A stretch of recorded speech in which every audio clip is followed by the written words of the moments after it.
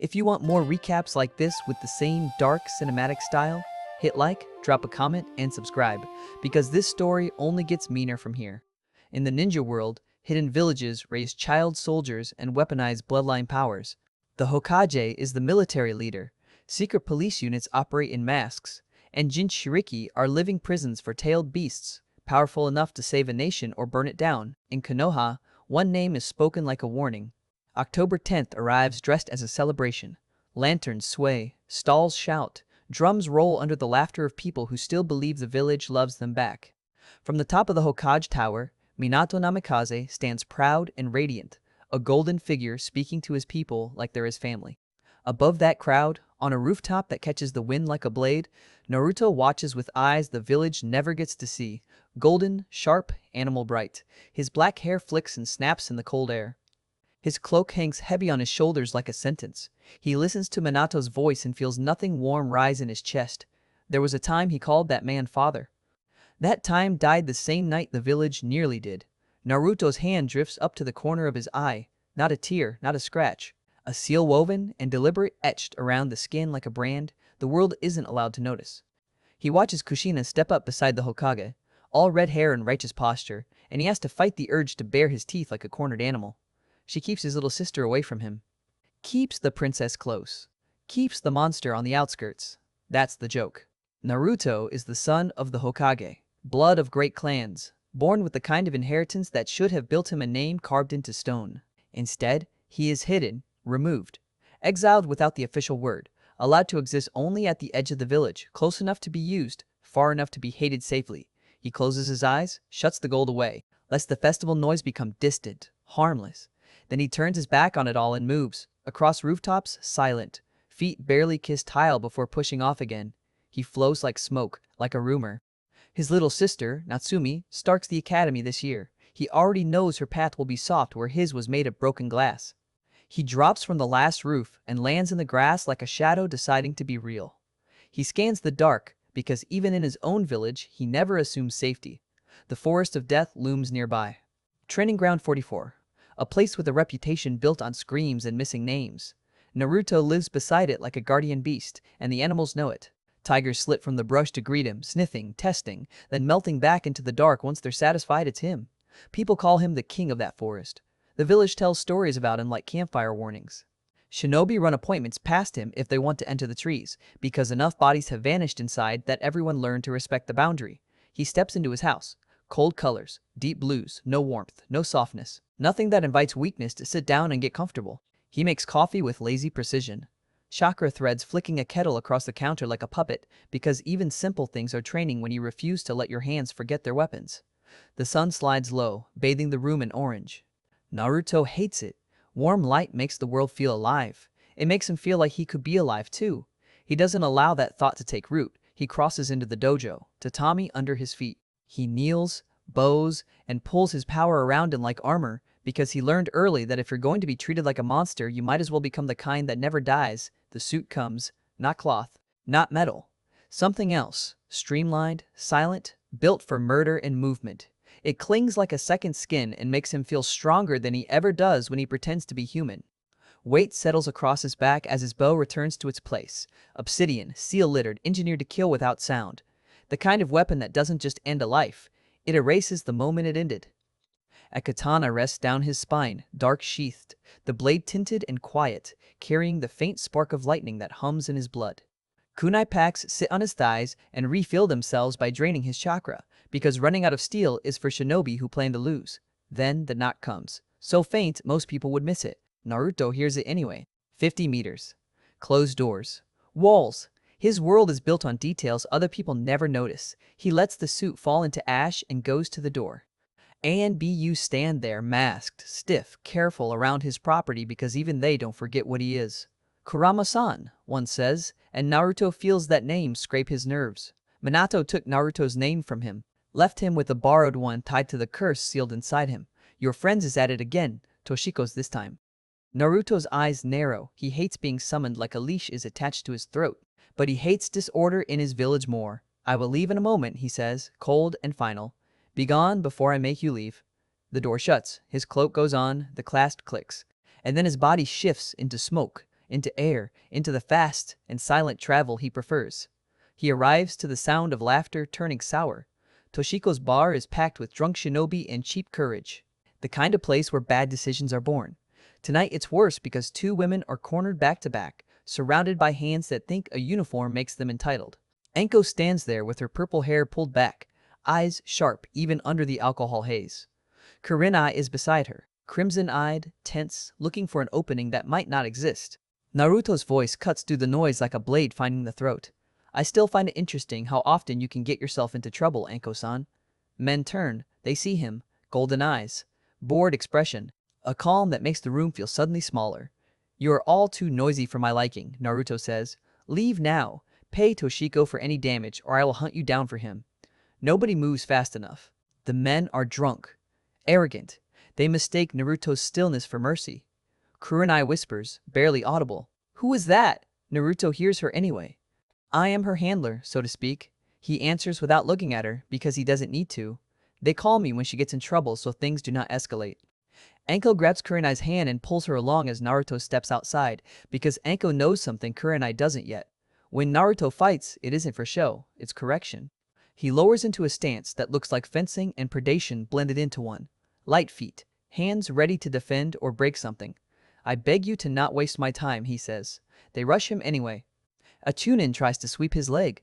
Naruto plants a foot in the man's face and drops him into the dirt so hard his body twitches before going still. A Junin closes in. Naruto backfists him flat. Another reaches. Naruto twists an arm until bone breaks free with a sound that makes the drunk courage in the crowd evaporate. The last man bends forward from a gut kick. Naruto hooks a leg around his neck and flips, using air, momentum, physics like they're obedient pets, then throws him across the ground like trash being cleared from a path. The street goes quiet. One of them finds his voice again, calls him demon, calls him monster, tries to dress fear up as righteousness. Naruto blinks, head tilting. Your point being, he says, you fools are disturbing the peace. Be gone. He turns to Anko. That's when the bottle smashes over the back of his head. Glass breaks. Blood runs warm for a second down his neck. Naruto's voice doesn't rise. It drops. I shall give you to the count of 10 to leave before I kill you for being such an incredibly dim-witted imbecile. The man who struck him runs before Naruto even starts counting. Kurenai stands frozen, jaw slack at the violence delivered with surgical calm. Anko pumps a fist like she just watched her favorite weapon do its job. Kurama, 32, Anko says brightly, trying to sound polite at the end like she's dealing with a beast that might snap. Villagers, 0. Naruto gives her a small smile that doesn't reach his eyes.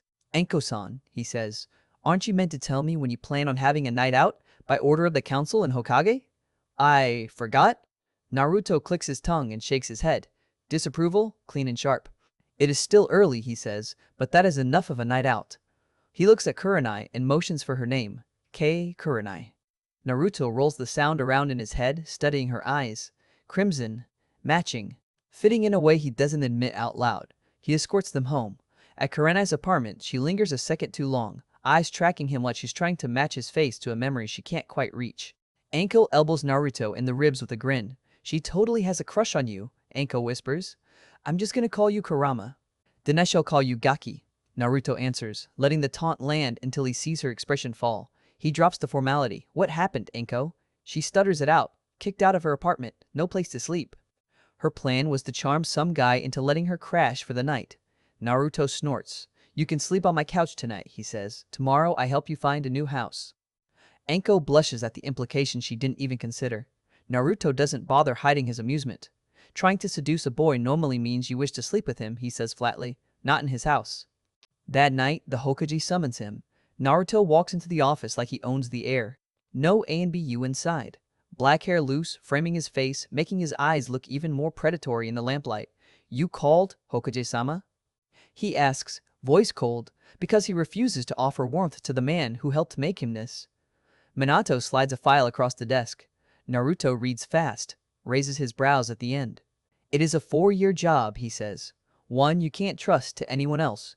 Naruto sets the file down like it's nothing. Are you not worried I will betray you? He asks. I am only your bastard demonic offspring. People aren't sure whether I will attack them for walking down the same path. Minato grimaces. He looks like a man staring at the consequences of his own choices and realizing they have teeth. You are loyal to the village, Minato says quietly, not its villagers.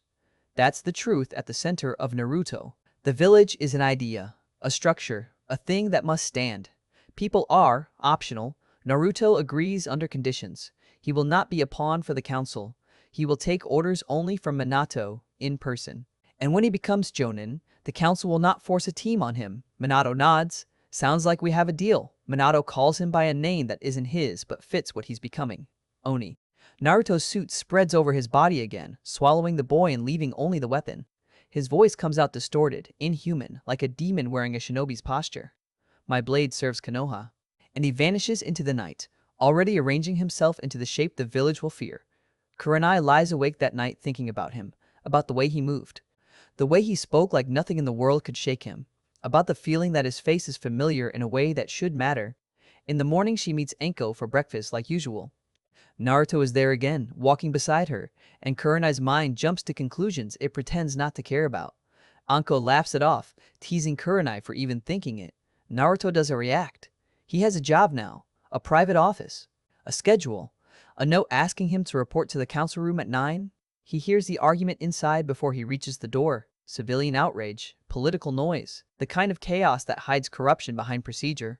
He doesn't bother knocking. He turns to smoke, slips through the keyhole, and reforms directly behind the Hokage like a nightmare materializing in the one place it shouldn't be able to exist.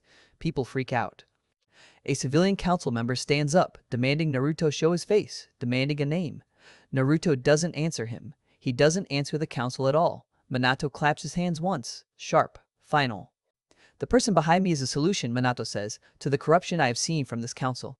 He introduces Naruto as the new ANBU commander, Oni, and then Minato says the part that makes the room go colder. He will only take orders from myself. He holds no loyalty to the council. Naruto steps forward. He lets the room feel the shape of him. If I find your actions to be a threat to this village, he says, calm as a funeral bell, I will kill you. Then he leaves like he was never there, smoke slipping through vents, the warning hanging behind him like a blade left on a table. 4 years pass in blood and silence. And when it ends, he stands again in the Hokage's office, still hidden by the suit, still called Oni until Minato gives the order that changes everything. Remove your mask. Naruto reaches up. The mask comes away. The armor shifts. The false skin vanishes. He is left in crimson red plating, black hair falling long, messy, framing a face that hits the room like a punch. His eye is a vibrant red with 3 tomo. The ANBU inside the office gasp. Madara! Blades scrape free. They lunge to protect their Hokage from a ghost. Naruto parries them with insulting ease. No weapon drawn. No effort wasted. The whole exchange is a lesson in how far above them he stands. Stand down, Minato roars. Minato looks at Naruto like he's staring at someone he should have raised differently. You really do look like your grandfather, he says. And Naruto feels it. Pain, sharp and private, because he learned the truth about his bloodline the hard way, not from a father's mouth, but from a village that always preferred rumors to kindness. A locket hangs against his chest, silver, cold, engraved with letters, UI. People will ask questions, Minato says. Naruto turns his Sharingan off. His eyes shift back to gold, but the iris carries a black pattern like a shuriken mutated by what he is. Looking through those natural eyes feels wrong now, like stepping into sunlight after years underground. Naruto expects demotion, back to Jonin, back to being ignored. Instead, Minato tells him he's been given traveling rights, the kind granted to legends, because even the Hokage admits the truth in a roundabout way. Naruto is too dangerous to cage. Then Minato moves toward the roof. He is going to do it. He is going to tell the village who Naruto is. Naruto follows, and people flatten themselves against the walls as they pass, because fear is the only respect the village has ever given Naruto freely. On the rooftop, the crowd below is already screaming. Minato tries to calm them. It doesn't work. Naruto steps forward and speaks like a commander, like a demon in human shape. Listen to your Hokage, maggots. The crowd freezes. Minato smiles like he's half proud and half terrified of what he made. This man beside me is not Uchiha Madara, Minato announces. This is his grandson, and my son, Uchiha Naruto. The village stares up at him like the sky has cracked. Minato adds one more thing, almost casual, almost cruel in its simplicity. He is with me today, so you do not give him the reaction he received everywhere he goes. That's it. No apology, no explanation, no attempt to undo years of isolation and hate. Just an order, behave. Minato laughs at the looks on their faces. Naruto doesn't. He leaves. Soundless black flames carry him home like the world blinking. A tiger stalks out from the brush, sniffing him like it's confirming the same truth the village can't process. Naruto mutters, almost amused, that animals are smarter than humans. He steps into his house, expecting silence. Instead, he hears too much. He walks into the living room and finds Anko, half-dressed and flustered, with a man on the couch who looks terrified out of his mind. Naruto's expression hardens. Really, Anko? On my couch? Anko spins, eyes widening at the sight of him. 4 years have changed him. The air around him feels heavier now, like violence learned to sit still. Naruto's voice drops into a growl, more warning than anger. What did I say about one-night stands? Anko throws up her hands and steps in front of him fast. If you came home every now and again, she snaps, you might actually know we've been dating for months. Naruto pauses, processes, then, quietly like he's letting himself try on normal for a second, he accepts it. The man on the couch looks up at Naruto's eyes and sees a face he thinks belongs in a grave. He goes pale, shivers, and passes out cold. Naruto watches him fall with a faint, almost amused edge. That was actually kind of fun. He looks back at Anko. So you and Iruka, eh? Anko nods, guarded, waiting for judgment that doesn't come. Well, good for you two, Naruto says. Then Anko's eyes sharpen. She steps closer like she's done being treated like a kid. Mister, we're going out drinking tonight, she says, pointing at him like it's an order. Naruto raises a brow. It's strange receiving commands from anyone but Minato, but he nods anyway. And that's when Anko's gaze drops to the locket at his chest. The silver thing engraved with letters that don't belong to any story the village knows. Who is you? I. Not to strike. To cover the locket like it's a wound. And the air in the room changes. Because whatever that name is, whatever those letters mean, it is not a joke and it is not safe. Halfway through? Stay with me. Because the village thinks it just learned who Naruto is, but it has no idea what he had to become to survive. Naruto's eyes harden, and for the first time tonight Anko sees something behind them that looks like the beginning of a storm. He doesn't answer. He just breathes out, slow and controlled. And the world starts to slide backward, toward the part of his life Konoha never had the courage to look at. Naruto's fingers stay over the silver like it's the only thing holding his ribs together. Anko waits. She doesn't joke this time. She reads the way his shoulders lock, the way his breathing slows down into a soldier's control. She's seen him angry. She's seen him bored. She's even seen him amused. She hasn't seen him careful. Who is you? I. She asks again, softer, like she's offering him a chance to answer without turning it into a fight. Naruto's jaw tightens. His eyes don't flick to the couch, don't flick to the unconscious Iruka. They don't do anything except hold steady on Anko, as if she's the only real thing in the room. It isn't a person you get to meet, Naruto says. That's all he gives her at first. A wall. Anko's mouth opens, ready to push. Then she stops, because she recognizes the tone. This is the tone he uses when he tells ANBU not to follow him, when he tells Shinobi to leave a street, when he tells a man he has 10 seconds left to live. It's not a threat, it's a boundary. Naruto drops his hand from a locket and lets it hang again. The engraving catches light. 2 letters. Simple, clean, impossible. He exhales. Uchiha Izanami, he says at last, and the name falls into the air like a stone dropped into deep water. It doesn't splash, it just sinks, dragging everything down with it. Anko's expression changes. Not confusion, recognition, the kind that comes with stories she has heard but never dared repeat around him. Izanami, she whispers. My mother, Naruto says, and his voice stays even, but his hands flex like they want to crush something. And before you ask, no, I didn't grow up with her. I didn't grow up with anything. The couch creaks faintly as Iruka shifts in unconscious fear. Naruto doesn't look at him, doesn't need to. Anko swallows, eyes darting from Naruto's face to the locket and back again. So you carry her name on your chest like a curse, she says, trying to keep her voice light and failing. And Minato never told me. Never told anyone. Naruto's lips twitch, humorless. Minato doesn't tell people things, he says. He announces them when it's convenient. Anko takes a step closer, careful like she's approaching a wild animal that has decided not to bite yet. You came back different, she says. I knew you would. 4 years in the dark doesn't make anyone better. But this looks like it hurts. Naruto's eyes harden.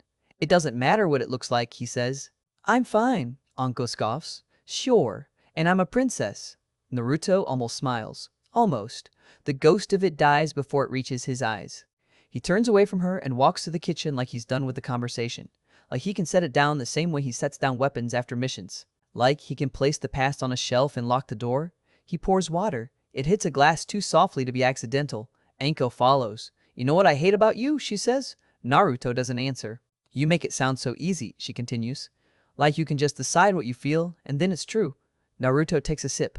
The glass clinks when he sets it down. That's because it is easy, he says. Anko laughs once, sharp. No, it's not. Naruto finally looks at her. Golden eyes, slit like a predator's, with that dark pattern inside them like a shuriken caught in amber. It was easy the first time, he says. The second time. The 10th. After enough times, it becomes the only way you know how to breathe. Anko's throat moves. She tries to find a joke, can't, and for once she lets herself be honest. Then tell me, she says. What was the first time? Naruto's gaze drifts to the window. Beyond it, the forest waits. The place that never judged him. Never demanded he smile. Never demanded he be anything except dangerous. The first time, Naruto says, was the night I learned my name didn't belong to me. The memory doesn't come like a story. It comes like a blade sliding under armor. He is younger, smaller, still growing into the shape the village will fear. And he's already alone. The day is loud, the way festival days always are. Minato's voice rolls over the village like blessing. Kushina stands beside him like an unbreakable chain.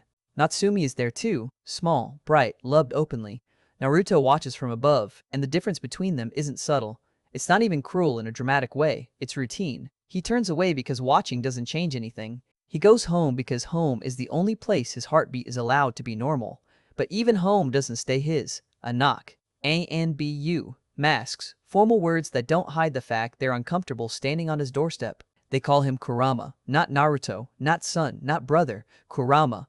The name of the beast inside him, wrapped around him like a title he never asked for. When he walks through the village at that age, the villagers don't see a child. They see a cage. They see a weapon. They see a mistake. They see a threat. He learns early that fear makes people stupid. He learns early that stupidity kills. So he becomes quiet. He becomes precise. He becomes the boy who never flinches first. That night, they summon him to a bar, Toshiko's. A place where drunken shinobi forget their rank and remember their entitlement. A place where Anko, already reckless, finds trouble like it's oxygen. A place where Kurenai, still just a jonin with a spine, stands her ground beside her. Naruto walks in and tells the room to leave. They don't. He breaks them anyway. He doesn't roar, doesn't show off, he just corrects the problem, one body at a time. And when a bottle breaks on the back of his head, he doesn't even turn fully. He just tells the man he has 10 seconds to run. Anko laughs later. Kurenai watches him like she's trying to solve a riddle with her eyes. Then Minato summons him. Minato offers him a position that isn't really an offer. A job that takes 4 years, because Minato doesn't trust the council, and he trusts Naruto's capacity for violence more than he trusts anyone's loyalty. Naruto agrees under conditions. No council orders, no leash, no forced team. Minato calls him Oni. Naruto says the words that turn him into a weapon officially. My blade serves Konoha. And that's the first time Naruto feels it. The strange, sick certainty that the village doesn't want a son. It wants a sword. That's the first time he decides emotion is weakness.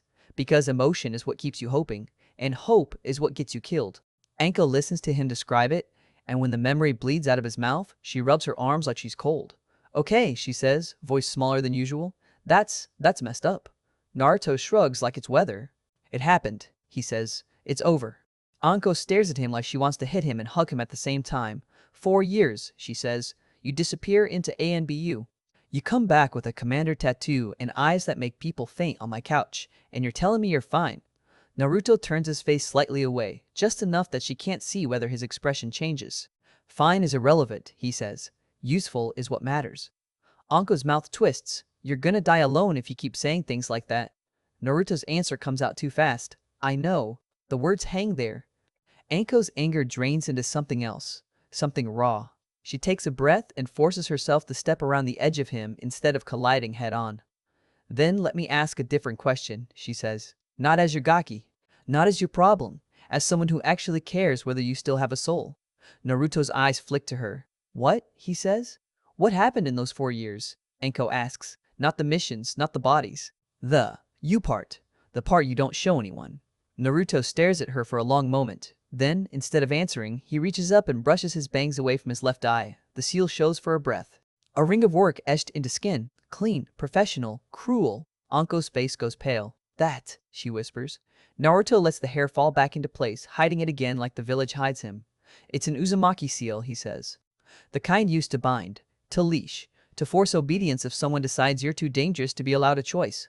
Anko's hands curl into fists. Who? she starts. Naruto cuts her off. It doesn't matter, he says.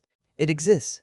That's what matters. Enko's voice shakes with fury. No, it matters. Someone did that to you. Naruto's gaze sharpens. And if I tear the world apart to find them, what changes? He asks. Does it give me a childhood back? Does it give me my mother? Does it fix Minato's choices? Does it make the village stop flinching when I walk past? Anko has no answer. Naruto turns away again, because that's how he survives speaking truths. He makes them quick, he makes them cold, but Anko doesn't let it die there. You said your mother, she says, nodding at the locket. Izanami. You said she's gone. Naruto's shoulders tighten. Yes. And the locket is, what? Anko asks. A memorial? Naruto's fingers curl around the chain again, slower this time. It's a key, he says. Anko blinks. A key to what? Naruto's eyes go distant. To a box I didn't know existed, he says. To prove I wasn't just made. Anko frowns. What does that mean? Naruto's voice drops. It means I found her words, he says, and for the first time since he came home, his control slips enough that something like grief flickers across his face. Not from Minato, not from Kushina, from her. Anko's breath catches. You found a letter? Naruto nods once. And it told you what? She asks, careful now, like she's touching glass. Naruto stares at the countertop, eyes tracing nothing. It told me to find love, he says. It told me she gave someone her blessing to marry me. It told me to live. Anko's lips part. She looks like she wants to laugh because it sounds impossible and cry because it sounds real. Naruto continues, voice flat, as if flattening it is the only way he can speak it without breaking. It told me to knock, he says, because you never know what's on the other side of a door. Anko makes a sound, half scoff, half sob. That sounds like you, she says, in the worst way. Naruto's mouth twitches again, and this time, the almost smile lasts longer. It wasn't written for who I am now, he says. It was written for who I could have been. Anko drags a hand down her face. Okay, she says, voice rough. Now I really want to kill someone. Naruto's eyes sharpen again. Get in line. Silence settles. Iruka shifts again on the couch, murmurs something unintelligible, and goes still.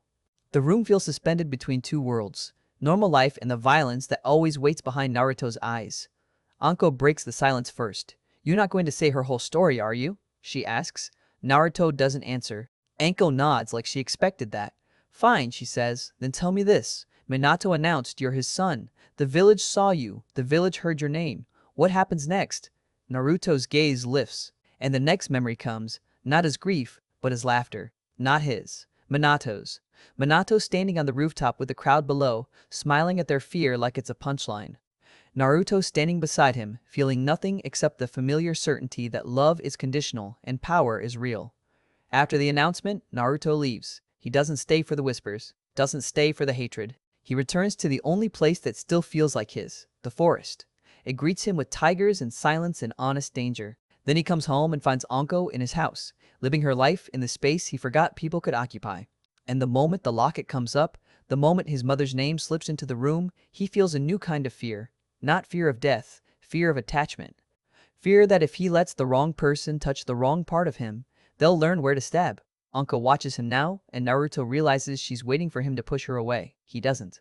He doesn't invite her closer either. He simply says, after the announcement, I left on a training trip with Natsumi. Anko blinks. With your sister? Naruto nods. Anko's brows climb. Minato let you? Naruto's expression goes unreadable. Minato asked, he says. Natsumi insisted, and the beast inside her needed to learn something. Anko's eyes sharpen. Kurama. Naruto nods. Anko leans forward. You met him? Naruto's gaze goes distant again, and for the first time, the hardness in his posture shifts into something else. Respect. I met him, he says. And he was the first thing in this village that looked at the seal around my eye and called it what it was. Anko's throat tightens. What did he call it? Naruto's voice goes colder. A leash, he says.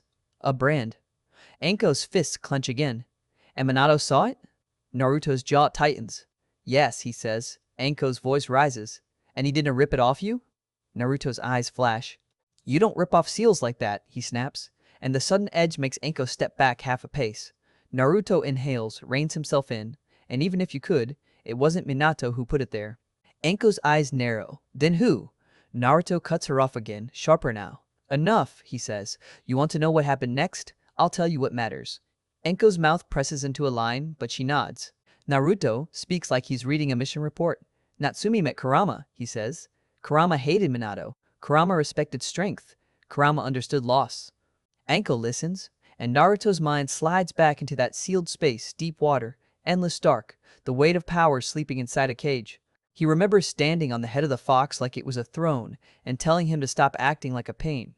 He remembers shocking the beast until it listened, not out of cruelty but out of necessity, because monsters don't respond to gentle hands. He remembers the fox's eyes narrowing when Naruto brushed his bangs back and showed the seal. He remembers the temperature dropping. He remembers Kurama's voice, furious, booming, calling it disgusting, calling it a leash, calling it a brand. And Naruto remembers the look on Minato's face when he finally understood what someone had done to his son. Not regret, not rage, fear. Because Minato realized in that moment that Naruto hadn't just become strong, he'd been shaped by someone else's hands. And Minato hadn't even noticed. Naruto's gaze returns to the kitchen, to Anko, to the house that suddenly feels too small. That trip ended, Naruto says, and after that the ANBU years truly began. Anko's eyes widen slightly. You mean? Naruto nods. The killing, he says simply. The traitors, the corruption, the things Minato couldn't do publicly. Anko swallows. Tell me one, she says. Just one. So I can understand why you came back like this. Naruto hesitates. Then he gives her a scene, because that's the only way she'll stop digging. And because somewhere under all his armor, a part of him wants someone to know he wasn't born a monster. He was trained into one. He is Oni that night. Mask on, suit sealed tight. Commander tattoo burning faintly against skin like a brand of authority. Rain hits rooftops and thin needles. The city smells like wet stone and old smoke. His target is a traitor. A man with information that could open Konoha's throat from the inside. The kind of person the council would argue about while bodies piled up. Naruto doesn't argue. Naruto ends problems. He finds the man in a back room, hands shaking as he stuffs scrolls into a bag. The traitor spins, eyes wide, mouth opening to beg. Naruto doesn't let him. A blade flashes, not loud, not dramatic, just efficient. The man's blood hits the floor like spilled ink. Naruto stands over the body, breathing hard, not because it was difficult, but because something inside him rebels. A part of him asks a question he hates. Why don't I feel like I did good? A hand pats his back. A fellow ANBU, a voice praising him for doing his job. Well done, Oni, the voice says. You killed the traitor. Naruto nods, wipes his mouth, forces himself to accept the praise like it's currency. But the question stays lodged behind his ribs, because that's the cost, not the blood, not the missions. The cost is the way doing the right thing starts to feel like nothing at all. Anko's face is tight when Naruto finishes. That's, she starts. Normal, Naruto says. No, Anko snaps. That's not normal. That's... Naruto's eyes harden. That's life, he says. That's shinobi. That's what happens when you want a village to survive. Anko's voice cracks. You were a kid. Naruto's response is immediate, cold. I stopped being a kid the day the village decided I was a threat, he says. Anko stares at him for a long moment, then looks away, blinking fast like she's trying not to let anything fall out of her eyes. Okay, she says, voice rough. So you did their dirty work. You carried their secrets. And then Minato drags you into the light and tells everyone you're his son like that fixes it. Naruto's mouth twists. It doesn't fix it, he says. It changes the kind of danger. Anko looks back at him. How? Naruto leans forward slightly, and the air in the room sharpens. Because now the council knows they can't pretend I'm a rumor, he says. Now civilians know my name. Now enemies will know my face. Anko's eyes narrow. And you don't care? Naruto's answer is quiet. I care, he says, because when people know your name, they think they own part of you. Anko's voice softens again. And you don't want anyone owning you. Naruto's gaze flicks to the seal hidden under his hair, then back to Anko. I don't, he says. A heavy silence settles. Outside, the forest waits. Inside, Iruka breathes, unaware that he is sleeping 10 feet away from the kind of man entire nations put in their bingo books under flea on sight. Anko finally exhales. All right, she says, voice steadier. We're going out drinking tonight. Naruto's brow lifts. After all that, you still want to drink? Anko's grin returns, but it's different now. Less reckless, more defiant, especially after all that, she says. Because if you're going to keep carrying this alone, I'm going to annoy you until you stop. Naruto stares at her like she's insane. Anko shrugs. You can't scare me, she says. I've seen you puke after lightning training. Naruto huffs a laugh, short, surprised, real. It slips out before he can kill it. Anko points at him triumphantly like she just won a battle. There, she says. That, do more of that. Naruto's expression tightens again, but the edge has dulled. Fine, he says. We drink. Anko pumps a fist. Then she looks at Iruka, still unconscious on the couch, and her face shifts into guilt. I should probably, she starts. Naruto cuts her off. He'll wake up, Naruto says. He'll leave, and he'll pretend this never happened. Anko frowns. That's harsh. Naruto's eyes narrow. It's reality. Anko studies him. Do you like him? She asks, and the question is casual, but the way she watches Naruto isn't. Naruto's gaze flicks to Iruka, then back. I don't dislike him, he says. He's kind. Kind people usually die first. Anko's mouth twists. Not if I have anything to say about it, she mutters. Naruto hears her anyway. He turns and walks toward the hallway, cloak swaying. He doesn't look back when he speaks, because looking back is how people get pulled into things. I'm going to change, he says. Then we go. Anko follows, already grabbing her jacket, already trying to pull the night back into something normal. Naruto steps into his room and closes the door. The moment it clicks shut, the smile dies completely. He stands alone, hand on the locket again, and for a brief second the mask he's worn for years slips enough that the boy under it can breathe. Uchiha Izanami, his mother's name, his mother's key. His mother's last words, telling him to find love like it's something he can still afford. He opens his eyes, and the gold in them looks almost like fire. Because tonight, he isn't just going out drinking. Tonight, he is stepping back into the village as himself. And Konoha has a habit of punishing Naruto the moment he forgets he's supposed to stay hidden. Naruto doesn't answer Anko's question in the kitchen. He lets the silence do what silence always does in his world. It pushes people away. It makes them fill the gaps with their own fear. It keeps the soft parts of him behind locked doors. But Anko doesn't back off. She never has. She's too stubborn to be scared properly. So Naruto gives her the smallest truth he can without cracking open the whole box. Uchiha Izanami, he says, my mother. The words land and Anko's face shifts, like she's just realized the locket isn't jewelry. It's a key. It's a gravestone. It's a tether. Naruto turns his back on her before she can ask the next question. He walks to his room, changes without speaking, and comes out in black again. Simple, clean, made for movement. His cloak goes on. The clasp clicks. The locket disappears under fabric like a secret swallowed whole. Anko waits by the door, jacket half on, eyes sharp. Fine, she says. You don't want to talk about it. I'll talk about something else. Naruto pauses. Dangerous strategy. I live for dangerous, Anko says, and the grin returns, forced, defiant. We're going to Toshiko's. We're going to drink. And if someone touches me wrong, you're not allowed to kill them unless they deserve it. Naruto's gaze drifts over her like he's doing threat assessment. They usually deserve it, he says. See, that's why you need alcohol, Anko replies, and pushes the door open. They step into the night. Konoha feels different when Naruto walks through it without a mask. It isn't just the way heads turn, it's the way the air changes, like the village remembers the shape of him. The announcement on the rooftop spread faster than fire. People have had hours to argue about it, hours to rehearse how they're going to look when they see him. So when he appears on the street beside Anko, the reactions hit in waves. Some freeze, some flinch, some whisper his name like it's a curse they're afraid will answer. And a few too proud, too stupid, try to stare him down like they can bully a storm into calming. Naruto doesn't give them the satisfaction of reacting. He walks like a blade sheathed in human skin. His pace is steady. His expression is bored. His eyes do not apologize for existing. Anko keeps a half step ahead of him, chin up like she's daring the village to say something. Try not to glare, she mutters. I'm not glaring. You're glaring, she insists. Your face is doing that thing where it looks like you're deciding where to bury people. Naruto's mouth twitches, almost amused. That's called planning, he says. They reach Toshiko's, and the warmth and noise swallow them. The bar is packed with shinobi blowing off steam, civilians pretending they're brave because there are guards nearby, and the kind of drunk confidence that always turns into a problem later. Naruto's presence cuts through it all anyway. Conversations stutter. Laughter dies and then awkwardly restarts. People glance, look away, glance again. Like if they stare too long, they'll be punished just for noticing him. Toshiko spots him from behind the counter and immediately looks tired. You're here without being called, Toshiko says. Anko dragged me, Naruto replies. Anko throws her hands up. Excuse you, you agreed. Naruto looks at her. I agreed to drinking, not to smiling. Anko rolls her eyes and slaps money down for a round like she owns the place. They drink. Not like normal people drink. Naruto drinks like he's measuring a chemical. 1 cup. 2. Enough to dull the edge of memory, but not enough to blunt awareness. His head stays clear. His body stays ready. Anko drinks with her usual reckless courage, but even she slows down after the 2nd cup, watching him out of the corner of her eye like she's trying to catch a crack in the armor. Kurenai shows up later. Naruto feels her before he sees her.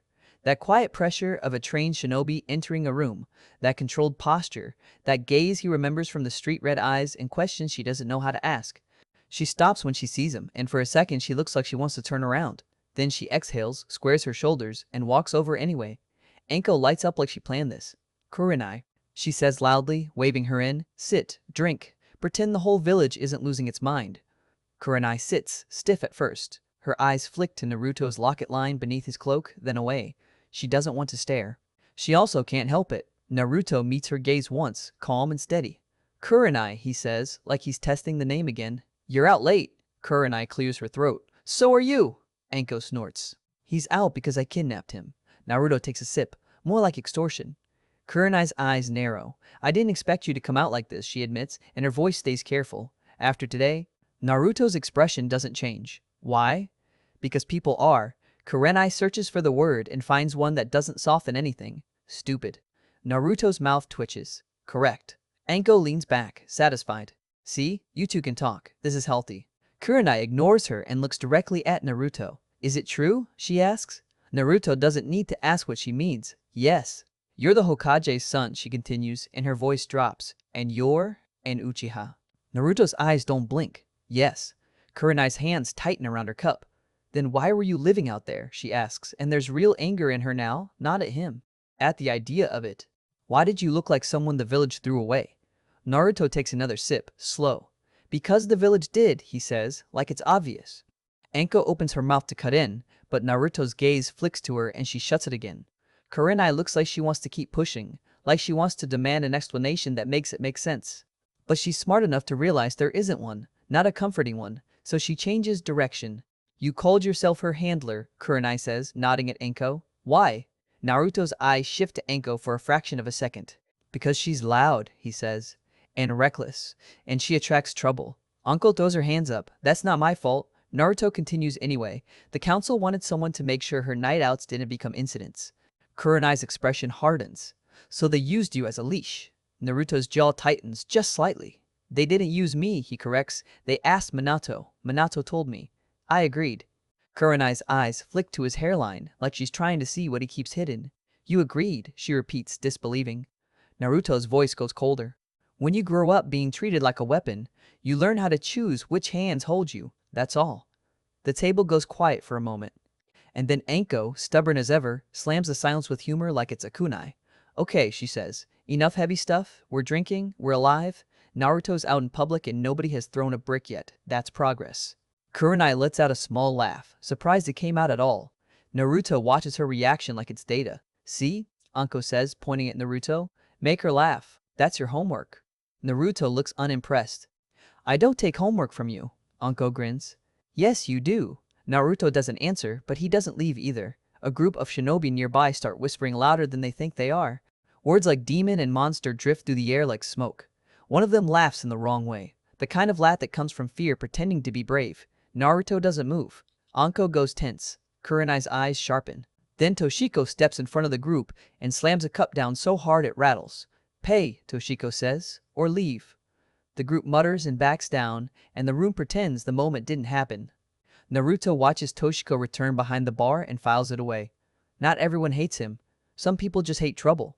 As the night drags on, Anko gets looser again, leaning into the alcohol and the attention like it's armor. Kurenai stays measured, but she keeps glancing at Naruto when she thinks he won't notice. Naruto notices everything. Finally, Kurenai speaks again, quieter this time. "You're different from what they say," she admits. Naruto's gaze slides to her. "What do they say?" Kurenai hesitates. "That you're hollow," she says carefully. "That you don't feel anything. That you'll kill someone for breathing wrong." Naruto's mouth twitches. "Breathing wrong is common." Anko groans. "Stop." Kurenai almost smiles again, then sobers. "So which is it?" she asks. "Are you hollow?" Naruto turns his cup slowly in his hand. "No," he says. "I'm disciplined." Kurenai studies him.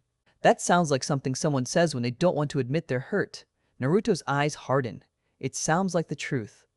Anko watches them like she's seeing something she didn't expect. Naruto, actually staying in a conversation, not shutting it down with violence or boredom. Then Kurenai does something brave. She reaches into her pocket and slides a small slip of paper across the table toward Naruto. Naruto looks down at it. Doesn't touch it. "What's that?" he asks. "A note," Kurenai says, and her cheeks color faintly. "A thank you." For last night, for stepping in. Naruto stares at the paper like it's a trap. Anko leans in and peeks at it. Aw, that's cute. Naruto's gaze flicks to Anko, warning. Anko leans back, grinning like she lives for warning signs. Kurenai's voice drops. I didn't know who you were, she says. But I knew what you did. You could have let it escalate. You didn't. Naruto's fingers finally touch the note. He pulls it toward himself, reads it quickly, then folds it once and tucks it into his cloak like it's contraband. Kurenai's eyes widen slightly at that small act. Anko's grin grows feral. Oh, he kept it. Naruto deadpans. It's evidence. Kurenai huffs a laugh, then looks away before she can let it grow. Halfway through, stay with me, because the man sitting at this table isn't just the Hokage's son. He's the village's hidden knife, and the next part of his story starts in the dark, where names don't matter and mercy is a weakness. Naruto stands at last. We're done, he says. Anko pouts. It's early. Naruto's eyes sweep the room. It's loud. Kurenai rises too, polite. I should go. Naruto nods once. Walk with us. Kurenai blinks. Why? Naruto's voice is flat. Because people are stupid. Anko snorts. He's right. They step back into the cold night, moving through streets that suddenly feel too narrow. Naruto's presence keeps distance around them like an invisible blade. Kurenai notices it. So does Anko. Neither of them comment. At Kurenai's building, she pauses by the door and looks at Naruto again. You're not what they say, she repeats, more certain now. Naruto's gaze doesn't soften. You don't know what I am, he says. Kurenai opens her mouth, maybe to argue, maybe to insist, and then stops. She nods once, slow.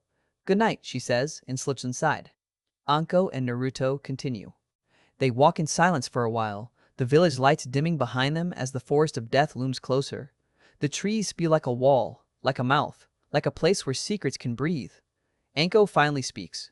You kept her note, she says, smug. Naruto doesn't answer. See? Anko presses. You're not hollow. Naruto's voice is quiet. I didn't say I was hollow. Anko shoves her hands in her pockets. So talk, she says. Tell me about the 4 years. Naruto stops walking. Anko stops too, startled by the sudden stillness. Naruto turns his head slightly, eyes catching moonlight. The locket rests under his cloak like a heartbeat he refuses to acknowledge. You want to know about the 4 years? He asks. Anko nods, but this time there's no teasing, just stubborn concern. Naruto exhales once. Fine, he says, but you don't get the version that makes you feel better. Anko swallows. I didn't ask for that. Naruto's mouth twitches. Good. He steps forward again and the world tilts. The street becomes rain, the lamps become shadows. The sounds of the village become distant, muffled by masks and stone corridors. Naruto is 10 again, but he isn't a child. He is Oni. A small body in a mask that looks too big, armor-hugging bones that haven't finished growing, a blade in hands that have already learned the weight of ending lives. He stands beside another masked ANBU, Snake, older, stronger, and far too comfortable talking like this is normal. Snake laughs while Naruto coughs and tries to wipe something metallic from his mouth. Oni, Snake says, voice amused. You got bits of ribcage in your mouth?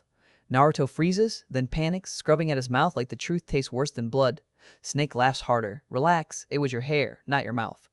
Naruto glares through the mask and hates that Snake is the closest thing to family he has in this world. Snake hauls him up like he weighs nothing, slings him over his shoulder, and carries him through the corridors while people clear a path. Because everyone knows what an Executor is. An Executor is an ANBU trained to kill ANBU, to erase traitors, to remove problems that can't be handled in daylight. Not just shinobi, not just soldiers, anyone if the village decides they're a threat. And Naruto is an Executor at 10, not because he asked, because someone decided he was perfect for it. Snake pats his head like he's a pet and not a weapon. What am I going to do with you, Oni? Naruto's voice comes out flat even at 10. Does it bother you? Snake chuckles. Not nearly as well as it should. Naruto wants to hate him, but Snake is the one who keeps him alive. Snake is the one who teaches him how to move in the dark. Snake is the one who makes sure the older Oni doesn't swallow him whole. Snake is the one who reminds him, quietly, that a weapon can still choose where it points. And somewhere in that darkness, beneath the mask and the orders and the blood, Naruto begins to understand the real horror of his life. It isn't the killing, it's the fact that he's getting used to it. The memory sharpens. A seal burns at the corner of Naruto's eye. A hidden mechanism, a leash designed to trigger if he shows it on purpose, if he tries to make someone see what was done to him. A seal that forces him to keep his suffering private. A seal that proves, without debate, that someone in this village wanted him obedient. The flashback tightens like a noose as the corridor stretches ahead, and a door waits at the end. One Naruto is about to open because a mission demands it. Snake's voice drops, amused and cruel in the way veterans get when they know a boy is about to become something he can't undo. "You ready, Oni?" Snake asks. Naruto's small hands flex. He doesn't feel fear. "That's the problem. I'm ready," Naruto says, and the door swings open into the next job, the next body, the next piece of his humanity that Konoha will quietly file away as acceptable collateral, and the door swings open into heat. A single lantern hangs from a beam, swaying like it can't decide whether to light the room or confess what happened inside it. The air stinks of sweat and fear, thick enough to chew.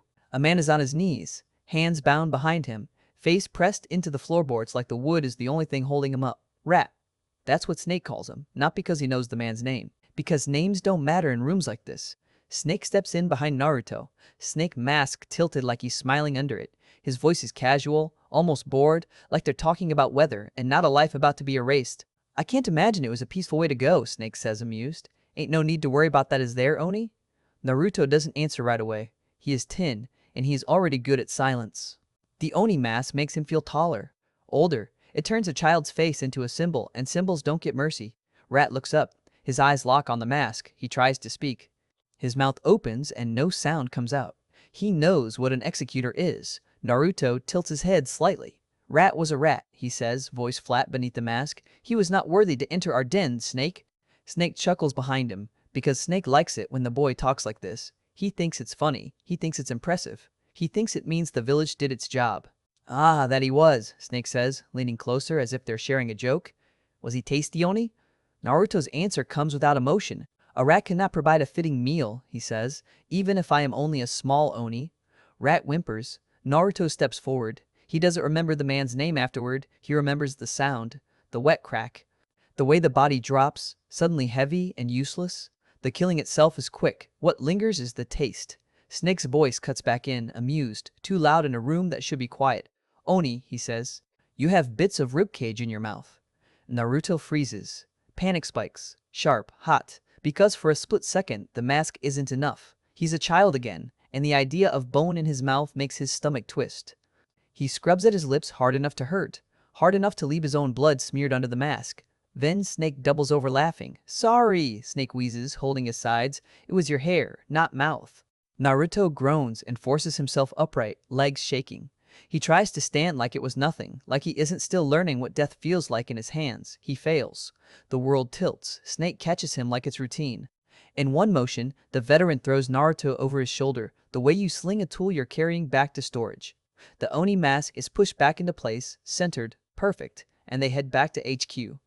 People clear a path for them, not because Snake is important, because Oni is, because their job is known, because their job is feared.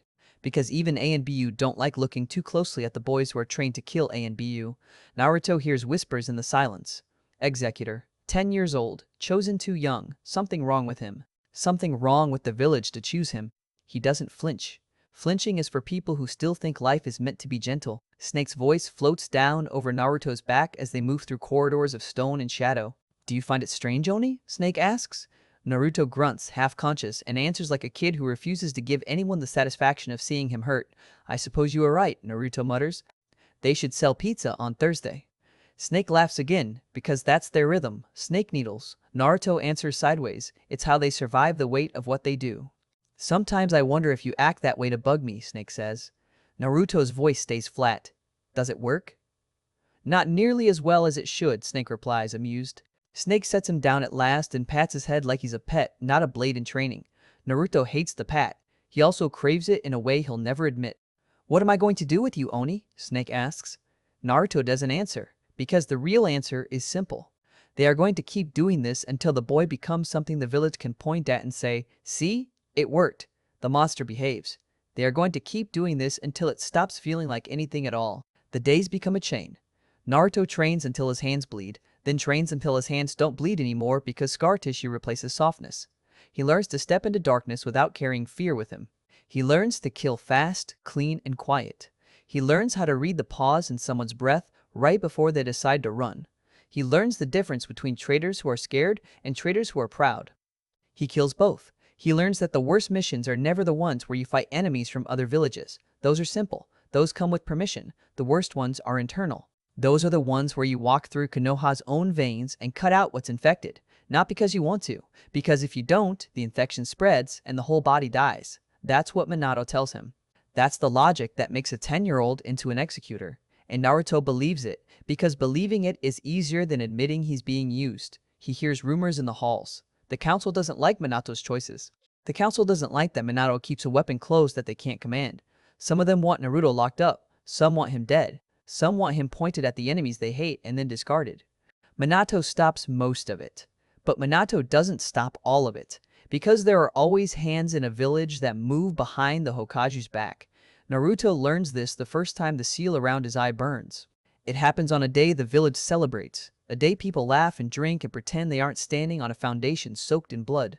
The 10th of October, the same day Naruto watched from rooftops and walked away. He hates that day so much he tries to bury it under missions. He tries to drown it in training. He tries to turn it into any other date. But the village doesn't let him. That morning, Snake finds him in the corridors with a small scroll in hand. "Commander wants you," Snake says, and Naruto is too young to notice the slip. The title, the implication that Naruto is already being shaped for command. Naruto follows anyway. He meets Minato in a sealed room deep under the Hokage tower, where the walls drink sound. Minato is alone. No ANBU, no council, just the Hokage and the child he's turning into a sword. Minato looks at Naruto for a long moment, and Naruto's stomach knots because he recognizes that look. It's the look adults get when they're about to tell you something and they already regret it. Naruto stands at attention anyway. "What is it?" he asks. Minato holds out a small plate. On it sits a bowl of ramen. Steam rises. The smell is warm. It is kindness in a form Naruto doesn't trust. Naruto doesn't move. Minato's voice is quiet. "Eat," he says. Naruto's eyes narrow behind the mask. "Why?" Minato exhales, slow. "Because you need to," he says. "And because it's your birthday." Naruto's throat tightens. He doesn't answer. He doesn't say thank you. Thank you is for people who get gifts without a price. He eats because Minato ordered it. And because somewhere inside him, beneath the mask, a part of him that still remembers being a kid wants to taste something that isn't blood. Minato watches him eat like he's watching a crime scene, like he can't decide whether he's proud or ashamed. When Naruto finishes, Minato slides a file across the table. Naruto opens it. Inside are names, dates, movements, patterns. People inside Konoha who aren't loyal to Konoha. People who speak to outsiders. People who sell secrets because they're greedy or scared or both. Naruto's gaze sharpens. "A rogue unit," he says. Minato nods. "They hide behind masks," he says. "They look like us." Naruto's voice stays flat. "Then they die." Minato's eyes flicker. "Not all," Minato says carefully. "Some we capture, we interrogate, we learn who is pulling the strings." Naruto's fingers tighten around the file. He wants to argue. Capture means time. Time means risk. Risk means bodies. Minato sees the tension and speaks before Naruto can. "You're a blade," Minato says softly, "but you're also my son." Naruto freezes. The words hit wrong. Too late. Too clean. Too convenient. Naruto's jaw tightens under the mask. "You don't get to say that," he says. Minato doesn't flinch. "I do," he says, "and you don't get to ignore it." Naruto's eyes burn. He wants to rip the mask off and scream. He wants to call Minato father and hate him for making it hurt. He wants to be a child for 1 minute and then die afterward, so he never has to feel this again. Instead, he lowers his head. "Yes, Hokage-sama," he says. Minato's mouth tightens. He hears the distance. He hates the distance. He created it. "Go," Minato says. Naruto goes. He returns to the corridors and finds Snake waiting. Snake looks at Naruto's posture and knows the mission is heavy. Snake's voice drops. "Rogue ANBU, he guesses?" Naruto nods once. Snake's laugh is humorless. "Great," he says. "Nothing like killing people who wear the same masks as you." Naruto's voice is cold. "Masks don't make family." Snake pauses at that, then shrugs like he doesn't care. They hunt. They move through rooftops and back alleys, silent as smoke. Naruto learns quickly that the rogue unit fights differently. They aren't sloppy. They aren't drunk on ego like civilians and chunin in bars. They are trained, and that means someone trained them. The first target dies fast, a kunai through the throat before he can raise his hands. The second dies slower because he sees Oni and tries to run, and you don't run from the thing built to erase you. The third target surprises Naruto. It's a woman. Small, quick, wearing a fox mask with a red streak down the cheek. She moves like someone who learned to fight from fear, not pride. Naruto corners her on a roof. She drops into a stance, blade up, shaking. Please, she says. Naruto's eyes narrow. Why, he asks. Because he's learning that questions can be weapons too, she swallows. They told me if I didn't, she starts, and then stops, like the sentence itself is a noose. Naruto steps closer. The seal under his hair burns faintly, warning him not to show weakness, warning him not to expose the leash, warning him to obey. Naruto ignores the warning. He tilts his head. Who? He asks. The woman trembles. I don't know his name, she says. He has access. He speaks like he's above everyone. He said you weren't a person. He said you were a tool, and tools don't get to choose. Naruto moves before he can stop himself. Not to kill, to grab her mask and rip it off. Her eyes widen, and in the split second his fingers touch the edge of her mask. The seal around his own eye flares, hot, violent, immediate. Pain detonates behind his skull. Naruto staggers. The world blurs. A voice inside him, cold, mechanical hisses. A warning. Obey. Hide. Don't show. The leash pulls hard. Naruto grits his teeth and forces himself upright anyway, shaking with fury. Snake lands on the roof beside him, weapon drawn, eyes sharp behind his own mask. Oni? Snake asks. What happened? Naruto's voice comes out distorted. Seal, he spits. Snake stiffens. You're... Naruto cuts him off. She lives, Naruto says, and it isn't a request. We take her in. Snake hesitates. Naruto steps forward, the pressure of him turning the roof into a cage. Snake holds up a hand in surrender. All right, he says. All right. We take her. They bind the woman and vanish into the night. Back at HQ, Naruto sits in a chair and stares at the wall while medics press seals and cloth to the corner of his eye. He doesn't let them see it fully. He doesn't let them ask questions. He doesn't let them notice the truth carved into skin. Because the seal is designed to punish disclosure. It is designed to keep Naruto's suffering private. It is designed so no one can ever point at it and say, who did this to him? When the medics leave, Snake stays. Snake leans against the wall, arms crossed, and watches Naruto with an expression Naruto can't read.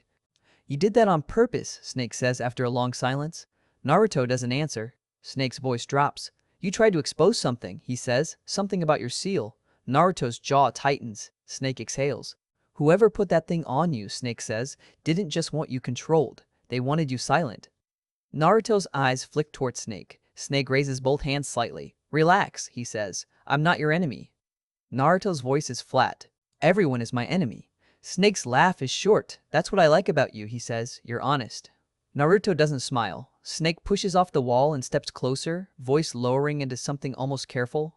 You know, Snake says, people think you're dangerous because you're Minato's son, or because you've got a beast in you, or because you've got Uchiha blood. Naruto's eyes narrow. Snake continues, quiet. They're wrong, he says. You're dangerous because you're learning. Naruto stares at him. Snake taps the side of his mask. One day, Snake says, you're going to find who tied that leash on you. And when you do, you're going to make the village regret that it ever let you live with it. Naruto's voice comes out too calm. I won't, he says. Snake tilts his head. You won't what? Naruto's fingers curl into fists. I won't let them regret letting me live, he says. I'll make them understand why they needed me. Snake laughs softly like that's the same thing in different words. Then Snake leaves, and Naruto sits alone with his anger. The next day, the captured rogue ANBU woman breaks in interrogation. She gives names, routes, a meeting place, a time. Not enough to reveal the mastermind, but enough to cut the unit down. Naruto leads the strike himself. They move like ghosts. And they slaughter the rogue unit in a warehouse filled with paper and ink secrets stacked on shelves like they're worth more than lives. The last one tries to run. Naruto pins him to a beam with a kunai through the wrist. The man screams. Naruto leans close. Who, Naruto asks, voice cold as iron, told you to do this? The man spits blood. Council, he laughs, wild-eyed. They said you were a mistake. They said you were a beast. They said you'd kill us all if they didn't leash you first. Naruto's vision tunnels. The seal around his eye burns again, as if hearing the word leash is enough to trigger it. Naruto's hand shakes. He wants to ask which one. Which council member? Which name? The man laughs again. You'll never know, he wheezes. You'll never. Naruto cuts his throat mid-sentence. Silence falls. The warehouse smells like blood and paper. Naruto stands over the bodies, breathing hard, and realizes something that makes him feel sick. He didn't kill that man to protect the village. He killed him to shut him up. Because a part of Naruto deep down doesn't want to know. Not yet. Because if he knows, he'll have to act. And acting might mean tearing apart the same village he swore his blade would serve. Halfway through? Don't drop now, because Naruto's ANBU years aren't just missions, they're the forge. And the next thing that breaks him won't be an enemy outside Konoha. It'll be the truth inside it. Time blurs again, as it always does when you're living in a mask. Naruto grows, not slowly, sharply, like a blade being hammered into shape. His shoulders broaden. His hands lose their childish softness entirely. His chakra control becomes so fine, he can move objects without touching them. He becomes the kind of shinobi who can kill you with a whisper. He becomes infamous. Oni, commander, executor. The village whispers the name like it's a ritual. And in the cracks between missions, the village tries to pretend it can still control him. Sometimes the Lord of Fire visits HQ. Naruto doesn't meet him at first, he's away on assignments, and others take the paperwork and the tea in the irritating social dances. Snake pushes it onto Yugao when Naruto is gone, because Snake hates paperwork like it's poison. Naruto hears about it later in the way people talk around him, the Fire Lord calling him Oni-kun, offering sake, offering conversation, offering even his daughter like political currency. Naruto's reaction is simple. He doesn't care. He doesn't want titles. He doesn't want daughters. He doesn't want to be owned by a village, a council, or a daimyo. He wants to be free enough to choose what he breaks. The only time he feels something like peace is in the Forest of Death. Between missions, he goes there, sits on stone, breeds with the animals that don't flinch when they smell what he is. Tigers watch him like they're watching their own kind. Cats, strange, intelligent felines he doesn't speak about to humans, move around him like silent judges. They never ask him to smile. They never ask him why. They just exist beside him. And in that quiet, the seed of something dangerous grows. Not rebellion, not betrayal. A question. If the village is willing to leash me, what else is it willing to do? The question waits. It hides under armor. It sleeps behind the Oni mask. Until the day Minato calls him in again 4 years later and says words that change the shape of Naruto's life. Remove your mask. Naruto doesn't remove it that day in the past. Not yet. Because before that moment comes, before the rooftop announcement, before the village learns his name, there is one mission that makes the question stop being a question. There is one mission that turns it into a knife. Snake stands beside him on a night when the rain is heavy and the air tastes like iron. They are outside the Uchiha district. The compound is quiet, too quiet. Naruto's eyes narrow behind the mask. Snake's voice is low. Orders came down fast, he says. No delays, no questions. Naruto's stomach tightens. No questions, Naruto repeats. Snake glances at him. You feel it too, Snake says. Naruto doesn't answer, but his body does. His posture goes rigid. His breath goes controlled. Because he recognizes the shape of this, not a mission, a purge. Naruto steps forward toward the compound gate, and the seal around his eye burns faintly, like it knows what's coming and it wants him obedient for it. Naruto's fingers flex. Behind the gate, somewhere in the shadows, lives the part of his blood he has never been allowed to claim. And tonight, the village is sending its executor to cut it out. Naruto reaches the gate. His hand touches the wood. And for the first time in 4 years, he hesitates, just for a heartbeat. Because if he opens this door, he will never be the same. Snake's voice whispers behind him, almost gentle. Ready, Oni? Snake asks. Naruto's throat tightens under the mask. Then his hand pushes. The gate creaks open, and the darkness inside welcomes him like it's been waiting. The Uchiha compound is quiet in the wrong way. Not the peaceful quiet of a family asleep. The hunted quiet, curtains drawn, lamps low, doors closed like they're trying to keep the world out and the fear in. Naruto steps through the gate first. Oni mask fixed forward, cloak tight to his body. Snake follows half a step behind, blade ready, breath steady. They move without sound, because sound is how you get seen, and getting seen is how you end up having to remember faces. A shiver runs through Naruto's skin anyway. This place is his blood, and the village is sending him in like a sickness with a cure. Snake's voice comes low, almost gentle, like he knows he's watching a boy step over a line he can't step back from. Orders came down fast, Snake murmurs. No delays, no questions. Naruto's fingers flex once. No questions, he repeats, and the phrase tastes like poison. They slip deeper into the compound, passing walls etched with the Uchiha fan. The crest seems to watch him. It feels like judgment, like accusation. Like a family symbol asking why he wasn't here when it still mattered. Shadows shift ahead. 2 figures move fast through the alleyways between homes, cloaks flaring. They are ANBU 2 masked, disciplined, lethal. But these aren't Snake's people. These are Itachi's. Naruto recognizes the posture before the mask. The smooth control. The clinical calm. The kind of shinobi who doesn't need to prove himself because his blade already has. Itachi lands in front of Naruto without sound. Naruto stops. Snake stops. For a breath, the compound holds its breath too.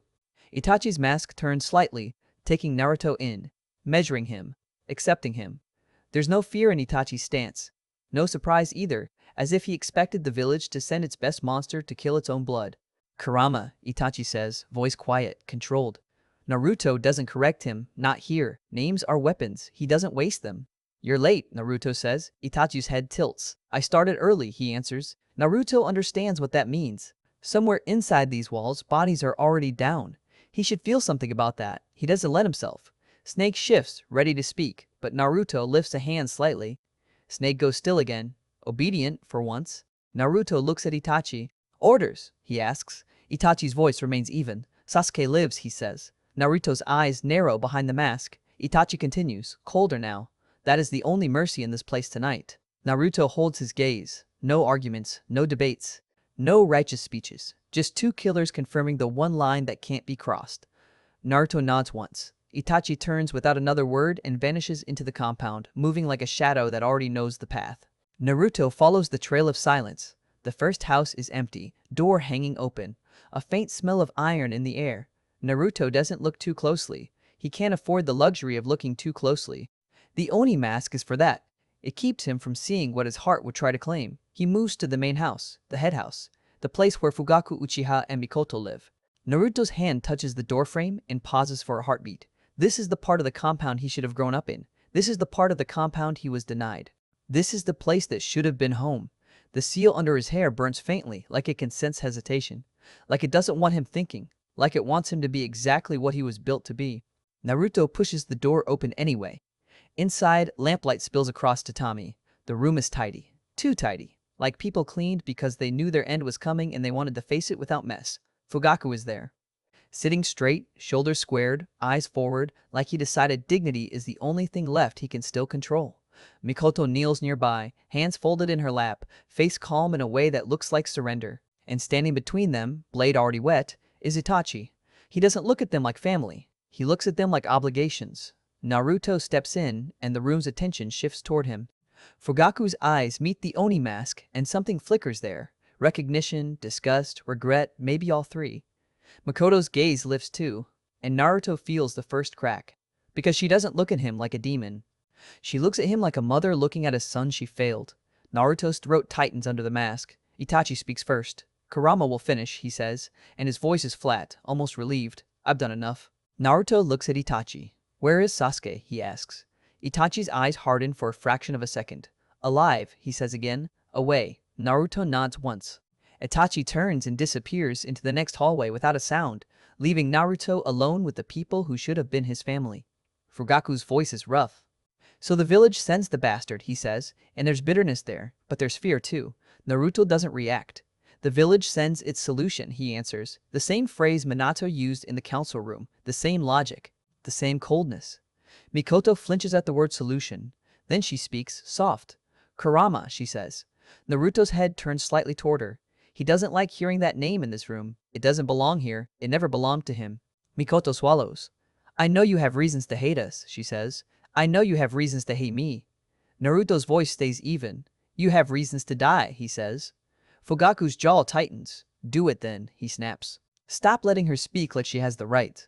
Mikoto ignores him. Her eyes stay on Naruto, and they shine in a way that makes the Oni mask feel too thin. I just want you to know, she says, voice shaking but steady. We deserve what you and Itachi are doing. We have wronged you almost as much as we did the village. Naruto's fingers tighten around his kunai. His instincts scream at him to end this quickly, but his body doesn't move. Mikoto continues, and her words land like knives. The clan elders poisoned your mother so she wouldn't live through childbirth, she says, and the room seems to tilt. It was their punishment for falling pregnant with a non-Uchiha out of wedlock. She was to die if she went through with the pregnancy. Naruto's vision narrows. The Oni mask suddenly feels like it's choking him. Mikoto looks up and realizes what she's done, because she sees the wetness in Naruto's eyes. A drop falls onto her cheek, not hers, his. Naruto doesn't understand it at first. He doesn't even register it as his own emotion. It feels foreign, like someone else's body reaction. Mikoto's voice trembles. Your mother said she couldn't kill you, not even if her life depended on it, she says. I saw her hold you for the first time with tears running down her face as her heart rate dropped. She pleaded for just a few more seconds as you wrapped your tiny hands around her finger. Naruto's breath catches. He sees it. Not a memory, he doesn't have it. a picture painted by someone else's guilt. A red-haired woman with a dying heartbeat, holding a baby like she's trying to anchor herself to the world with the weight of him. He feels something in his ribs twist and crack. Fugaku's face tightens, anger flaring. Enough, he growls. Mikoto keeps going anyway, voice breaking as if she needs Naruto to understand the scale of the crime. Minato had to leave the room as he couldn't handle watching her die, Mikoto says, and the name hits Naruto like a punch. He took the entire blame on himself and tried to keep you as happy as he could, only it wasn't to last. Naruto's hands shake, not with fear, with rage that has nowhere to go. He wants to tear the world open. He wants to drag the elders out of whatever holes they're hiding in and make them confess. He wants to demand why he was the one punished for their pride. But he's in this room, on this night, with orders etched into his bones. Mikoto bows her head slightly. "I am sorry, and thank you," she says. Naruto hears the panic in her breath. She knows what comes next. She knows apologies don't stop a blade. Naruto steps closer, kunai angled down. Mikoto's eyes flick to the weapon, then back to Naruto's face. "Itachi already asked," Naruto says, voice flat, and the words feel like someone else speaking through him. "Sasuke is to be kept alive." Mikoto nods once, then she closes her eyes. Naruto's grip tightens. He tells himself to be efficient, quick, clean, no cruelty. He tells himself this is mercy. He moves. It's fast enough that even Mikoto's last breath doesn't have time to turn into a scream. When it's done, Naruto doesn't look away from her face. He forces himself to see what he did, because if he's going to be a weapon, he won't be the kind that lies to itself. Fugaku's eyes burn with hatred and something else beneath it, something that looks like shame. "You're not an Uchiha," Fugaku spits. "You're a stain." Naruto's voice is cold. "And you're dead," he answers. His katana slides free without sound. Fugaku rises anyway, hands tightening like he wants to die fighting because surrender is worse. Naruto doesn't grant him a duel. This isn't a story about honor. This is a purge. One decisive strike. Fugaku's body drops. Naruto pulls his sword free and flicks the blood away like it's just another stain on the floor. The room is silent now except for Naruto's breathing. And his breathing is not steady. He stands there for a moment, frozen, because Mikoto's words are still echoing in his skull. Poisoned. Punished. Dying. His mother's last seconds spent begging for time while he clung to her finger. Naruto's jaw clenches so hard it hurts. He swallows it down. He forces the emotion into a box. He locks it. Then he does what he does best. He searches. Mikoto said there would be something. Naruto moves to the drawers, hands precise, and finds a note exactly where she said it would be. He unfolds it. It's addressed to Itachi. Naruto reads fast, each line scraping deeper. Mikoto asks Itachi for 2 last requests. Look after Sasuke, but don't coddle him, and then find the man named Kurama Naruto, give him a key, and tell him about her deposit box at Konoha's first bank. Naruto's fingers tighten. A key lies folded with the note. He picks it up, folds the paper cleanly, and stores both inside his suit for protection. For a moment, he just stands there, staring at the key. This is the first time in his life someone left him something on purpose. Not a mission, not a leash, not a name stolen and replaced. A gift. He hates that it makes his chest hurt. He turns away before the pain can show. The compound still needs clearing. Orders still need fulfilling. The night is still breathing. Naruto moves like a machine after that. House to house. Hallway to hallway. Shadows swallowing him. Steel flashing. Bodies dropping. He doesn't linger. He doesn't count. He doesn't let the faces stick. The only name that stays is Sasuke. Sasuke lives. That order becomes the one thin thread of mercy Naruto allows himself to hold. Hours later, the compound is dead quiet. Itachi returns to Naruto in the street outside the gate, cloak stained dark, eyes empty. Naruto looks at him and sees a boy wearing a man's posture. Itachi doesn't speak at first. Naruto doesn't either. Then Itachi's voice comes out low, rough. "I'm leaving," he says. Naruto nods once. "I know." Itachi's eyes flick toward Naruto's chest, where the key is hidden, though he can't see it. "Take care of him," Itachi says. Naruto understands without asking. "Sasuke will live," Naruto says. Itachi's shoulders loosen by a fraction of an inch, as if those words take a weight off him. Then Itachi turns away and vanishes into the night. Naruto lets him go. He gives him a head start. Not because he's kind, because Naruto understands what it means to live in a place filled with too many memories. Because Naruto knows the village will want Itachi's head, and Naruto knows what happens to people. The village decides are enemies. He reports Itachi missing later, the way the world expects. Then he goes to the bank. Konoha's first bank is closed when he arrives. Naruto doesn't knock. He slips through locks like they're suggestions and appears inside the vault space without disturbing a single alarm. This place was built for civilians. Civilians don't understand what shinobi are. A clerk, half asleep in the back room, looks up and freezes when Oni steps out of the shadows. Naruto doesn't threaten him. He doesn't need to. He sets the key on the counter. "Deposit box," he says. The clerk's hands shake as he finds the number and opens the vault. Naruto follows, silent as smoke. A metal box sits in a row like any other. Naruto's fingers close around the key and slide it into the lock. Click. He opens it. Inside are sealed scrolls, storage scrolls, and a few ninjutsu ones. Useful, dangerous, valuable, but Naruto barely sees them because in the middle of it all lies a silver locket. It stands out like moonlight in a grave. It feels like it's calling to him. Naruto's hand hovers for a second. Then he lifts it, careful, like he's afraid it will shatter. The metal is cool, clean, too gentle for a world like his. He opens it. Inside is a photo. A woman with red hair, his mother standing beside a man with bright familiar blonde, his father, both of them smiling like they don't know how the story ends. Izanami's hands rest on a small bump in her stomach. Minato's hands rest over hers. Naruto stares at it. He stares so long his eyes start to burn, because this is proof. Proof that once, for at least one moment, he was wanted, not as a weapon, not as a beast, as a child. His throat tightens. His hands shake. He closes the locket slowly and presses it into his palm until the edges bite skin. He wants to run to Minato and throw it on the Hokage's desk and scream, "Why didn't you tell me? Why didn't you show me? Why did I have to learn this from a dead woman's box?" He wants to run to Kushina and demand why she stood beside Minato while his mother died and his life turned into a punishment. He wants to tear the seal off his eye and force the village to look at what it did. But the leash is still there, the village is still there, and Naruto is still Oni. So instead of running to anyone, he does what Oni does. He locks the deposit box. He hides the locket under his cloak. He walks out of the bank and into the night like nothing happened. Only his breathing is different now. Tighter. Angrier. Because Mikoto's confession put a name to the crime. The clan elders poisoned Izanami. And Minato Hokage, hero, father, left the room because he couldn't watch her die. Naruto doesn't know which truth hurts more. He doesn't know which truth will kill him first. Halfway through?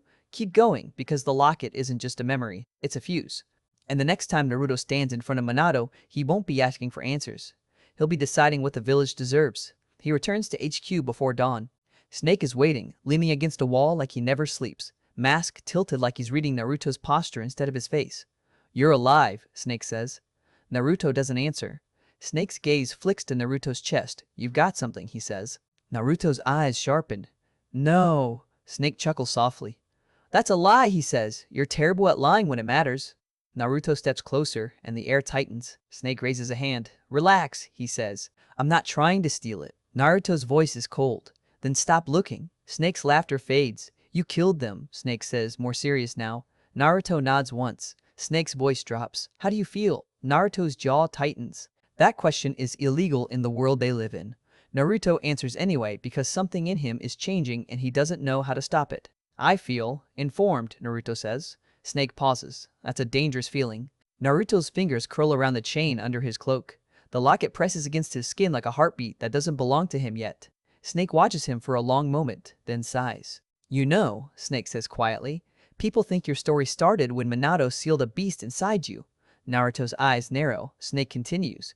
"But it didn't," he says. "Your story started when the village decided it could kill your mother and still call it self-righteous." Naruto doesn't answer. Because if he answers, he might say something that can't be unsaid. Snake pushes off the wall and turns away like he's giving Naruto space to not explode. "Get some sleep," Snake says. "You've got a meeting soon." Naruto's head tilts. "With who?" Snake's voice is dry. "With Minato," he says. "He wants to see you." Naruto's body goes still. The locket feels heavier under his cloak. The seal at the corner of his eye burns faintly, like it senses where he's going next. Naruto doesn't speak. He just turns and walks down the corridor toward the Hokage tower, each step silent, controlled, perfect. But inside his chest, something is shaking. Because for the first time, Naruto isn't walking into Minato's office as a weapon taking orders. He's walking in as a son holding proof of a life that was stolen from him. And if Minato says the wrong thing, if Minato tries to turn this into another mission, Naruto doesn't know whether his blade will still serve Konoha or finally turn on the hands that forged it. Naruto walks the corridor to the Hokage tower like he's moving through a throat. Every step is silent, controlled, perfect, the way a weapon is supposed to move. Under his cloak, the silver locket rests against his chest, cold as a blade laid to skin. He can feel it with every breath. Proof. A photo. A moment where Minato and Izanami look like two people who still believe in tomorrow. Proof that his life started as love and got repurposed into a leash. And the leash burns faintly at the corner of his eye, hidden under hair, as if it can sense what he's thinking, as if it's trying to warn him, as if it's trying to keep him obedient. Naruto reaches the door. He should knock. He doesn't. He's Oni. He's the ANBU commander. He is the solution Minato keeps behind the curtain. He enters. Minato looks up from behind his desk, golden hair messy, eyes tired. For a heartbeat, Naruto sees something human in him. Worry, maybe. Then it hardens into Hokage posture. Naruto, Minato says, and the name lands wrong. Too late, too convenient. Naruto says nothing. Minato clears his throat as if he can cough his way out of what he did. He gestures at the chair. Sit, Minato says. Naruto stays standing. His hand slides inside his cloak and closes around the locket chain. His knuckles whiten. Minato's gaze flicks to the movement. The smallest tell. The Hokage notices. Of course he does. He notices everything except the parts that matter. What is it? Minato asks. Naruto could throw it on the desk. He could force Minato to look at Izanami's smile. He could make Minato answer, right now, why a dying woman's deposit box had to do the job of a father's mouth. But the seal under his hair burns, and Naruto knows what it's designed to do. Not just control him, shape him. It punishes the impulse to reveal. It punishes the impulse to accuse. So Naruto chooses a different weapon. He doesn't show Minato the locket, he shows him nothing at all. My blade serves Konoha, Naruto says, voice flat. Minato flinches like the words hit him harder than a slap. That's not what I asked, Minato says. Naruto's eyes narrow. It's the only answer you ever wanted, he replies. Silence stretches. Minato's jaw tightens. You're upset, he says, as if naming it fixes it. Naruto's voice goes colder. I am informed. Minato exhales, slow. About what? Naruto's fingers curl around the locket chain until the metal bites into his palm. He tastes copper and realizes he's drawn blood without noticing. He could say it now. The elders poisoned her. He doesn't. He swallows it down like a blade. I'm going on a training trip, Naruto says instead. Minato blinks. Now? Naruto nods once. Minato leans forward. Naruto. Naruto cuts him off with a look. A look that reminds Minato what he built. My blade serves Konoha, Naruto repeats. Not you. Then he turns and leaves before Minato can reach for him with words that won't undo anything. Outside the tower, dawn is still a rumor. The village is cold, half asleep. The streets look harmless when the lights are low, like Konoha wants to pretend it isn't built on secrets. Naruto vanishes into green light and reappears in a deeper place. Water. Dark. An endless chamber where ripples carry sound like whispers. The seal sits like a gate in the distance, heavy as a mountain. The air tastes like old rage. Kurama waits behind bars the size of trees, eyes like burning coals, chakra rolling off him in waves that could crush men into paste. Natsumi stands a few steps behind Naruto, smaller, bright-eyed, trying to look brave. Minato stands with her, posture careful, respectful in a way he's never been with Naruto. Naruto keeps himself between them and the fox, because protection is one of the only forms of love he understands. Kurama's lips peel back, not quite a smile, not quite a snarl. He's about to roar, about to spit something poisonous at the man who caged him. Naruto speaks first, calm and dangerous. There are two other ways I can do this, Naruto says, and his voice doesn't rise. Neither are pleasant. Do you want to accept the one that will give you freedom if you behave? Kurama narrows his eyes, measuring Naruto the way apex predators measure each other. Pushy Ningen, the fox rumbles. If the blonde is anything like you, I will accept. Naruto's mouth twitches. I don't know if she's like me, he says, and there's a strange honesty in it. This is my first time meeting her. Minato stiffens at that. Natsumi looks between them like she's trying to understand how two siblings can be strangers. Naruto doesn't let the moment breathe. Do anything that will harm my little sister, Naruto tells Kurama, voice dropping into something sharp enough to cut steel, and you will be begging that death will claim you. Kurama's gaze locks on him, then shifts, catching the locket chain line under Naruto's collar as if the fox can smell grief. Madara, Kurama says, and the name is a weapon. That old man had a kid? A daughter, Naruto answers. I am her son. He pulls the locket out just enough to open it, just enough for Kurama to see the photo inside. Kurama's expression shifts. The rage doesn't vanish, but it rearranges itself into something older. Sorry for your loss, the fox says. And I yours, Naruto replies, and the words come out softer than he expects. I am here if you need to talk. Natsumi bows to Kurama, Minato bows too, and Naruto watches it like it's a foreign language. Kurama's eyes heat up when he looks at Minato. The water trembles. Can I get a new ningen? Kurama asks. Pure venom. Naruto stifles a laugh. Natsumi looks like she might explode, trying not to. You heard your brother, Kurama snaps, correcting her before she even speaks. My name is Kurama. Natsumi glares at Naruto like this is his fault somehow, then nods. Kurama, she says, straightening her spine, I look forward to working with you. Kurama raises a brow at Naruto as if asking what kind of creature this little girl is. Naruto shrugs. Naruto keeps the connection business moving, setting rules, setting links, making sure the beast and the girl can talk without tearing each other apart. He does it like a commander because that's what he is even in his own mind. Then Kurama's voice drops. Before we go, the fox says, and there's a shift in the air, there is something I need to show you all. Naruto already knows what it is. His hand rises. He lifts his left bangs. The seal around his eye shows in full for the first time in front of them. Natsumi, innocent and untrained, tilts her head. That looks cool, she says, like a kid admiring a tattoo. The entire room drops in temperature, and this time it is at Naruto. Kurama's chakra spikes, rage boiling like the ocean deciding to become a storm. That is not cool, Kurama bellows. That is a leash, a brand. It is used to force you under someone's will. Do not ever say such disgusting things in front of me again. The words smash into the chamber like a verdict. Minato goes still, as if he's been stabbed. Naruto, he says, voice tight, is this what I think it is? Naruto nods once, grim. Natsumi's voice trembles. What? What is it? Minato swallows. Natsumi-chan, he says, and his voice sounds like it's breaking in the middle. That is an Uzumaki seal, a leash built by a clan known for binding monsters. A leash put on a boy who was already treated like one. Minato's hands curl into fists. Naruto watches his father's reaction and feels nothing warm rise in his chest. Too late. Kurama's eyes burn with contempt. Someone did this to you, the fox growls, and the fury in his voice is protective in a way Naruto doesn't deserve and doesn't know how to accept. Naruto lets his bangs fall back into place. It exists, he says. That's enough.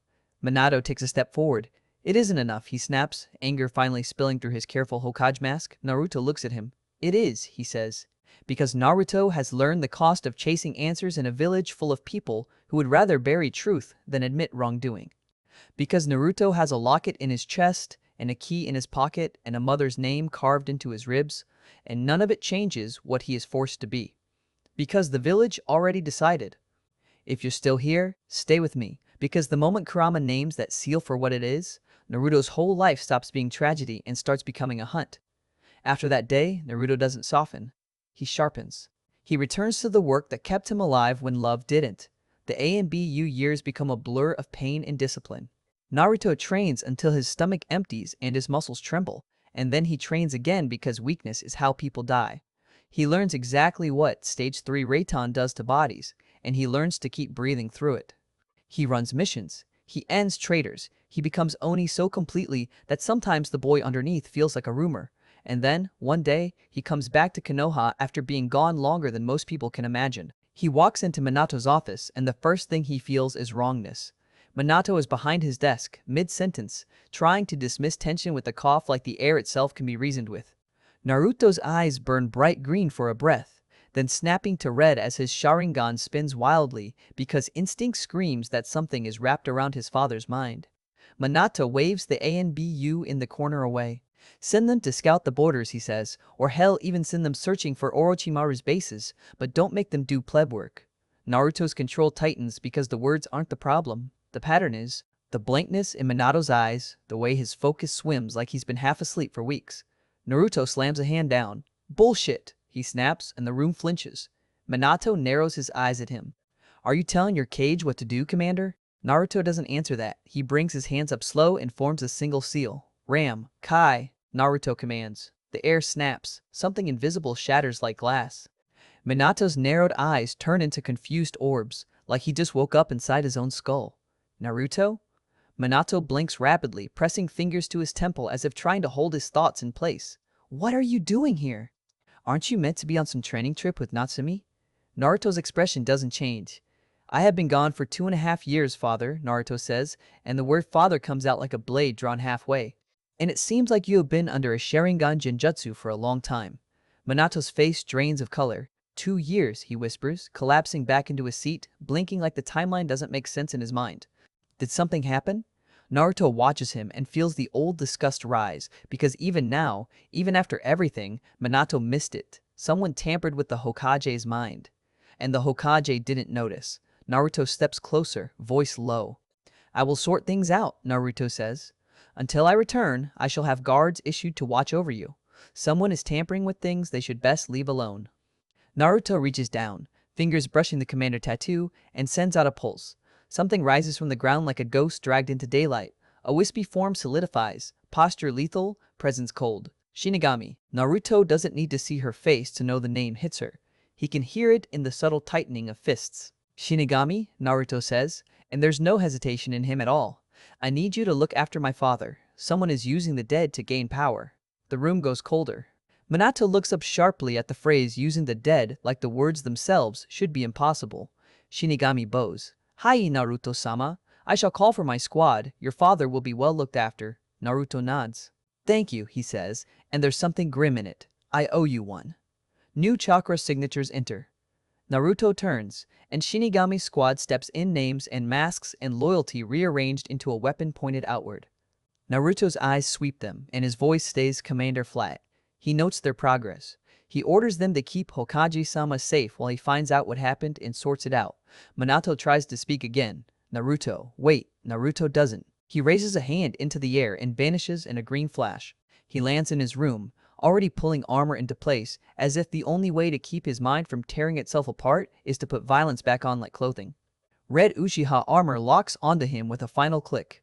A wispy black cloak covers his form. He pulls the Oni mask down over his face. In his hand, the keyblade forms, glowing faint green, an answer shaped like a weapon.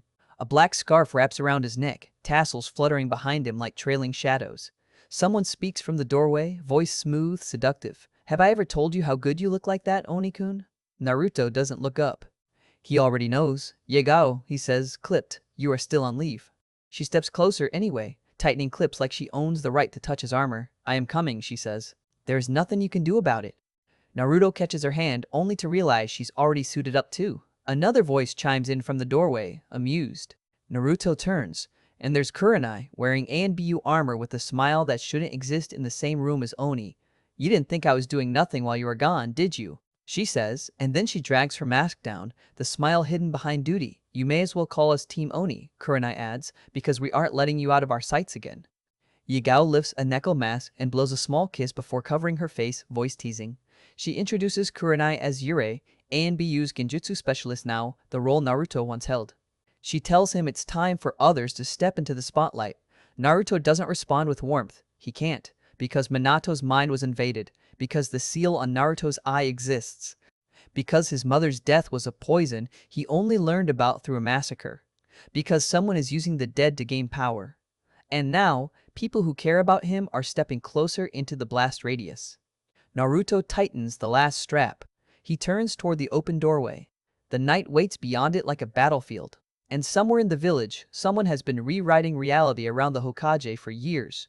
Naruto's mask hides his face, but his voice comes out like an execution order. Stay behind me, he tells them. Kurenai's response is calm, stubborn. No, she says, and the single word says more than any confession ever could. Yagao's laugh is soft. We're not leaving you alone again. Naruto's fingers flex on the keyblade. For a second he sees it, an enemy that doesn't fear blades because they never plan to fight a blade. They plan to fight time. They plan to fight memory. They plan to fight a village that wouldn't notice it was being led by a man whose mind wasn't fully his. Naruto steps into the night. And as he vanishes, he makes one decision that will shape everything that comes next. He's done being a weapon that reacts. Now he hunts. Because if someone can put the Hokage under a Sharingan genjutsu for years and no one notices, then the enemy isn't outside Konoha. It's already inside the walls, smiling, voting, bowing, and waiting for Naruto to take his mask off for good. Now he hunts. Naruto hits the stone bridge like a falling blade. 3 sets of feet land in perfect rhythm, and the world around them feels like it flinches.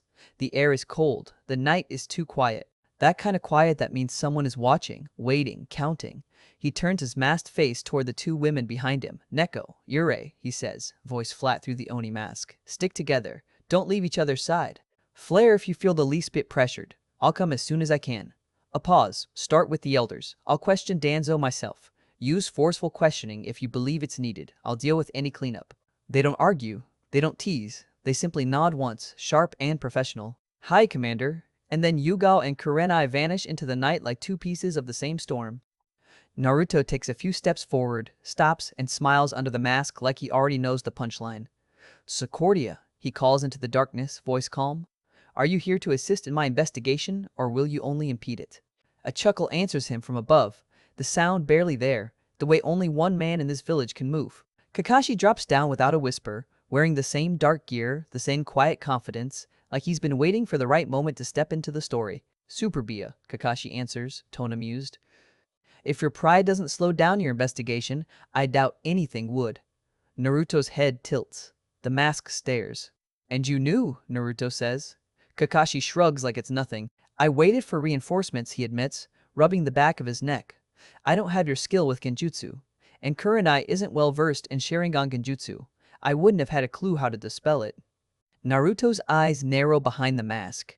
Not because the words are wrong, but because they're too reasonable. Too tidy. They walk a few paces, shoulder to shoulder, two legends moving through a sleeping village with a war in their pockets. Kakashi starts talking, casual, strange, almost like he's trying to pull Naruto's attention away from the trail.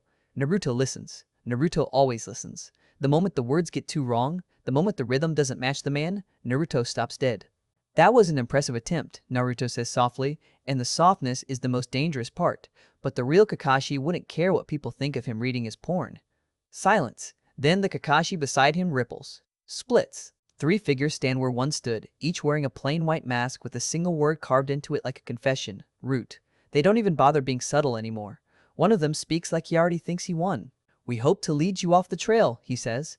But if it must come down to this, we'll remove an important asset to the village. Naruto's hand rises, slow, toward the crossed blade on his back. The root operative's tone turns smug. We know you won't kill me. After all, your master would want the QB Jinchuriki to stay alive. Naruto doesn't blink. He draws. The blade flashes once too fast to track, too heavy to look like it should move that cleanly, and the man's sentence ends in the middle, not figuratively. Naruto is suddenly behind the remaining two, blade resting on his shoulder like it weighs nothing. Maybe you should have just acted then, he says, bored. Maybe you all should have. They hit the bridge with small, dull sounds. Blood crawls across stone like spilled ink. Naruto exhales, tired. Someone else will clean it up. And the knight answers him with a familiar voice from inside him, sharp, biting, smug. That sword always makes such a mess, it complains, like elegance matters in a street full of traitors. Naruto's jaw tightens. He doesn't need this right now. Another voice, bright, annoyed female, cuts in, and the tension twists. Kurama. Sakura. His inner world isn't quiet anymore. Not when the village is on fire. He forces it all down. He keeps moving. Because if Root is bold enough to imitate Kakashi on a bridge, then this is bigger than a rogue cell. This is a coup hiding behind masks. And Danzo's name keeps appearing like a stain that won't wash out. Across the village, Yugao and Kurenai move through silence that feels wrong. Streets empty too quickly. Lights too dim. The air carries that pre-fight tension that makes your skin itch. Kurenai's voice is calm as she walks, but the calm is weaponized. Was it really the best idea to split off from Naruto? She asks Yugao, given your current health. Yugao scoffs, arrogant the way only someone close to death can be. I'll be fine. He worries too much. I'm not some child he has to look after anymore. Pay attention. We'd never hear the end of it if we messed up this quickly after leaving his side. A voice answers them from above. Smooth. Patient. You're right, it says. Making a mistake this quickly after leaving the company of another would be a cause of argument. Shadows appear behind the speaker. More and more. Masks glint. Root symbols show like a threat they stopped hiding. Kurenai sighs like she's bored. And here I thought you, Root members, were meant to be smart, she says lightly, and her hands are already forming seals. Whoever trained you mustn't be all that intelligent. Otherwise, they would have told you to avoid us at all costs. One Root operative tries to speak, tries to sound confident. Kurenai finishes her seals and the world breaks. The street evaporates into smoke. Kurenai's form appears everywhere at once. Copies, reflections, false angles. Root members hack at air and slice themselves open without understanding how they got cut. Blood sprays. Bodies collapse. Kai, Kurenai says, and every illusion folds back into one woman standing exactly where she began, untouched. She smiles under her mask like she's disappointed the fight ended so quickly. Yugao steps in and ends the last Root member with a single clean slash across the throat. She flicks the blood off her blade like she's swatting away a fly. Since when did you start naming your style, Art of Oni? Yugao asks, and there's something in her tone that sounds almost proud. A while ago, Kurenai answers, brushing hair back like the night belongs to her. Most of the illusions I use now are from Oni. Got a problem with that, Neko-chan? Yugao's eyes narrow, then widen because the street fills again. More root. Too many. A wave. Not a strike team. An army. Yugao inhales and claws begin to form on her hands, chakra twisting her body into something predatory. Gatekeeper? She asks, and it's not a joke. Hi, Kurenai replies. Her hands blur. Steam vents erupt from the ground. The crisp evening turns into blistering heat. Buildings are replaced by towering walls. The street becomes a sealed passageway, a hunting corridor. Kurenai's mask falls. Two red horns bloom from her forehead like a demon deciding to show its face. Vines crawl over her body, turning her silhouette into something sinister and intimate all at once. She tilts her head, teeth flashing, eyes cold. I find it fitting, she purrs. This is the path we shall roam for now. Guarding it against all traitors that would traverse along its length. We are the keepers, and they shall be our prey. Yugao laughs, and her own transformation answers. Her hair mats wild, a tail sprouts behind her. Scythe-like blades grow from her arms. She looks like a nightmare that learned how to wear a woman's skin. Kurei-chan, she teases, voice dripping amusement. You really need to work on your jutsu names. Kurenai giggles behind her fingers. I have to kick it up a little. After all, I can't let you get hurt. That would only take up more of Naruto's time. Yugao's brow ticks. She points like she wants to bite. When we're done here, me and you are settling this like real women. Kurenai's smile widens. Oh, that will be something to see, but let's not keep Oni waiting too long. He's bound to have gotten into trouble already. It seems to follow him everywhere. Yugao snorts. Now that's something we can agree on.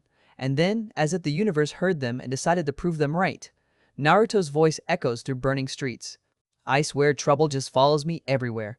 Root attacks don't stay surgical. They spread, they spill, they turn neighborhoods into battlefields. Pillars of earth explode from the ground like bones breaking through skin. Fire crawls up buildings. Bodies litter roads. Blood turns stone dark and sticky. Root isn't just targeting Naruto anymore, it's targeting everyone. And that means the mask is off. This isn't a shadow war. This is open rebellion. Naruto cleaves through another masked operative with his keyblade, the green glow of it cutting through smoke like a sick joke. He isn't even breathing hard. They barely touch him.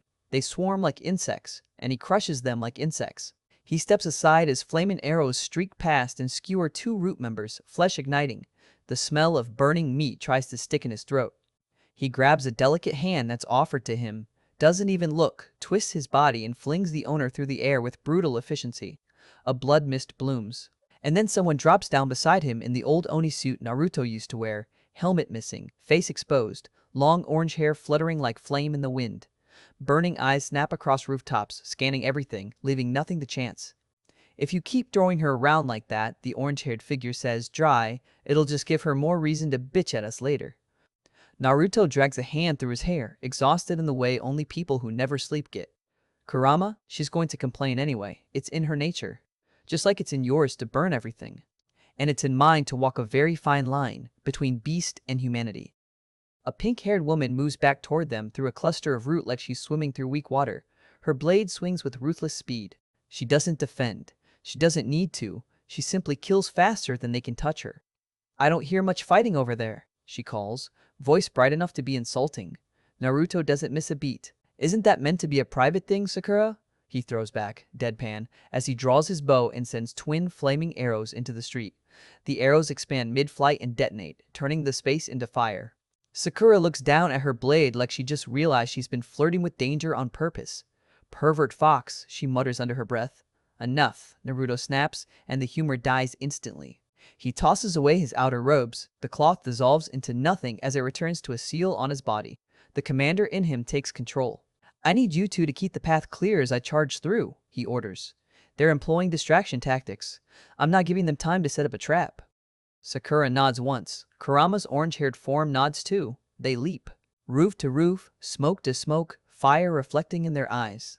Sakura cuts a kunai out of the air without breaking stride. Kurama flips over them and rains flaming arrows behind like a closing door, stopping pursuers from swarming too close. Naruto's body starts to glow. Green lightning crawls over his skin, slow at first, then building like a storm being forced into a shape. Sakura and Kurama move closer instinctively, hands reaching out. The moment the energy completes, Naruto drags them with him. The world snaps. 3 bodies become a streak across the village at breakneck speed, a violent blur of green fire cutting through smoke and screams. Naruto doesn't need to say where they're going. There's only one destination that fits this pattern: Danzo. And as they rip across Konoha, the wider picture becomes unavoidable. Root isn't acting like a hidden branch anymore. It's acting like an occupying force. Civilians scatter. Shinobi scramble. The village burns in pockets like someone planted the fires on purpose. Design chaos. Design confusion. In the distance, a window shatters out of the Hokage tower. A figure moves through the smoke with impossible speed. Another figure.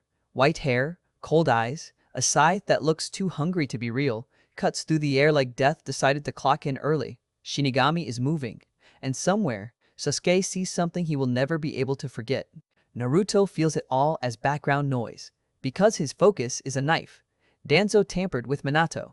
Danzo moved Root openly. Danzo thought he could stall Naruto long enough to finish setting the trap. Naruto will not let him. Midway check-in. Don't click away, because this isn't just Naruto versus Root anymore. This is Konoha's Shadow War finally stepping into the light, and somebody's about to learn what happens when you try to leash a demon and call it loyalty. They land, not gently. Naruto hits the ground like judgment. Sakura and Kurama arrive on either side of him like flanking blades. The street here is quieter, but not safer. The air is wrong. Too controlled. Too staged. Like someone cleaned up the chaos to make a perfect killing ground. Naruto's eyes sweep every angle. Rooflines, doorways, windows, reflections in puddles. He doesn't trust the quiet. Danzo's men step out first. Root masks, tight formation, coordinated. A wall made of obedience. Then Danzo appears. Bandaged. Still as a corpse, pretending to be alive. The kind of man who doesn't look like a villain until you notice how calm he is around suffering. He speaks like he's offering a partnership instead of an execution. Uchiha Naruto-san, Danzo says, voice even. I would ask that you join me in alleviating the village of its current problems. Naruto's head tilts. The keyblade in his hand hums faintly, and the sound feels like an answer. That's exactly what I'm in the process of doing, Naruto replies, tired more than angry. And why we're on opposite sides in this mess, Danzo. Danzo's visible eye narrows. You misunderstand. I'm offering you purpose. Naruto doesn't laugh, doesn't shout. He just shifts his stance slightly, and the air tightens because everyone in front of him understands what that means. I already have purpose, Naruto says. I protect this village from threats. Danzo's tone stays calm, but the mask slips enough to reveal what he really means. And what, Danzo asks, if the threat is the Hokage's weakness? Naruto's grip tightens. Kurama's orange-haired form steps closer, resting a hand on Naruto's shoulder like a grounding weight. Sakura's blade angles forward. Naruto doesn't answer with words. Green lightning floods his body again, rising like a tide. The seal under his hair burns faintly, like it senses the confrontation and wants him controlled. Naruto ignores it. Danzo's root wall shifts, ready to strike on command. Danzo's voice lowers into something almost satisfied. You're a fool if you think you can stand against the system that created you, he says. Naruto's eyes sharpen behind the Oni mask. Then you're a fool, Naruto answers, voice dropping into something lethal, if you think the system still owns me. The first root operative moves. Naruto moves faster. And the moment the clash begins, steel and lightning and masks shattering like glass, Naruto feels it. This isn't the end of a hunt. This is the start of a war inside the walls. Because Danzo isn't afraid. Danzo is prepared. And whatever he has planned, whatever trap he thinks will finally put Naruto on a leash, it's already in motion.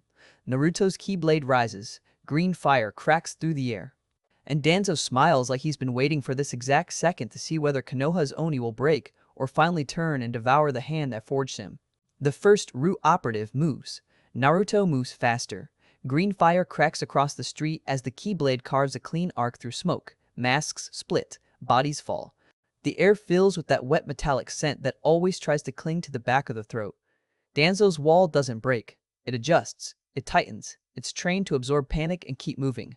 Naruto doesn't give it panic. He gives it mathematics. 1 step, 2 strikes. A pivot that turns 3 attackers into each other's problem. The blade hums. Green lightning wraps around his arm and snaps outward, catching a pair of root members mid-lunge and slamming them into the ground hard enough to crack stone. Kurama's orange-haired form flares on Naruto's left, fire-eyed and predatory. Sakura slips through the right side like a sharp pink streak, blade working in short, efficient cuts. She doesn't pose. She doesn't hesitate. She just clears space like breathing. Danzo watches the first wave die and doesn't even blink. Because this isn't his real move. Naruto feels it. He feels the way the air is staged, the way the street is too clean for a battlefield, the way Root keeps feeding bodies forward like they're buying time. He narrows his eyes behind the Oni mask. They're stalling, he says. Sakura glances over her shoulder without slowing. For what? Naruto's voice stays flat. For the trap they think I won't see. Danzo finally speaks again, calm as a teacher. You're wasting effort, he says. You could be directing it. Naruto cuts another man down and replies without looking at him. I am directing it, he says, into the ground. Danzo's visible eye narrows. You can't kill what you can't name, he says, and there's a satisfaction in it, like he's proud of the puzzle. Naruto steps forward, keyblade lowered slightly, and the root line hesitates for half a heartbeat because they recognize that posture. That's not fatigue, that's decision. Naruto's voice drops. You left a long trail, he says, and the words are a verdict, well hidden.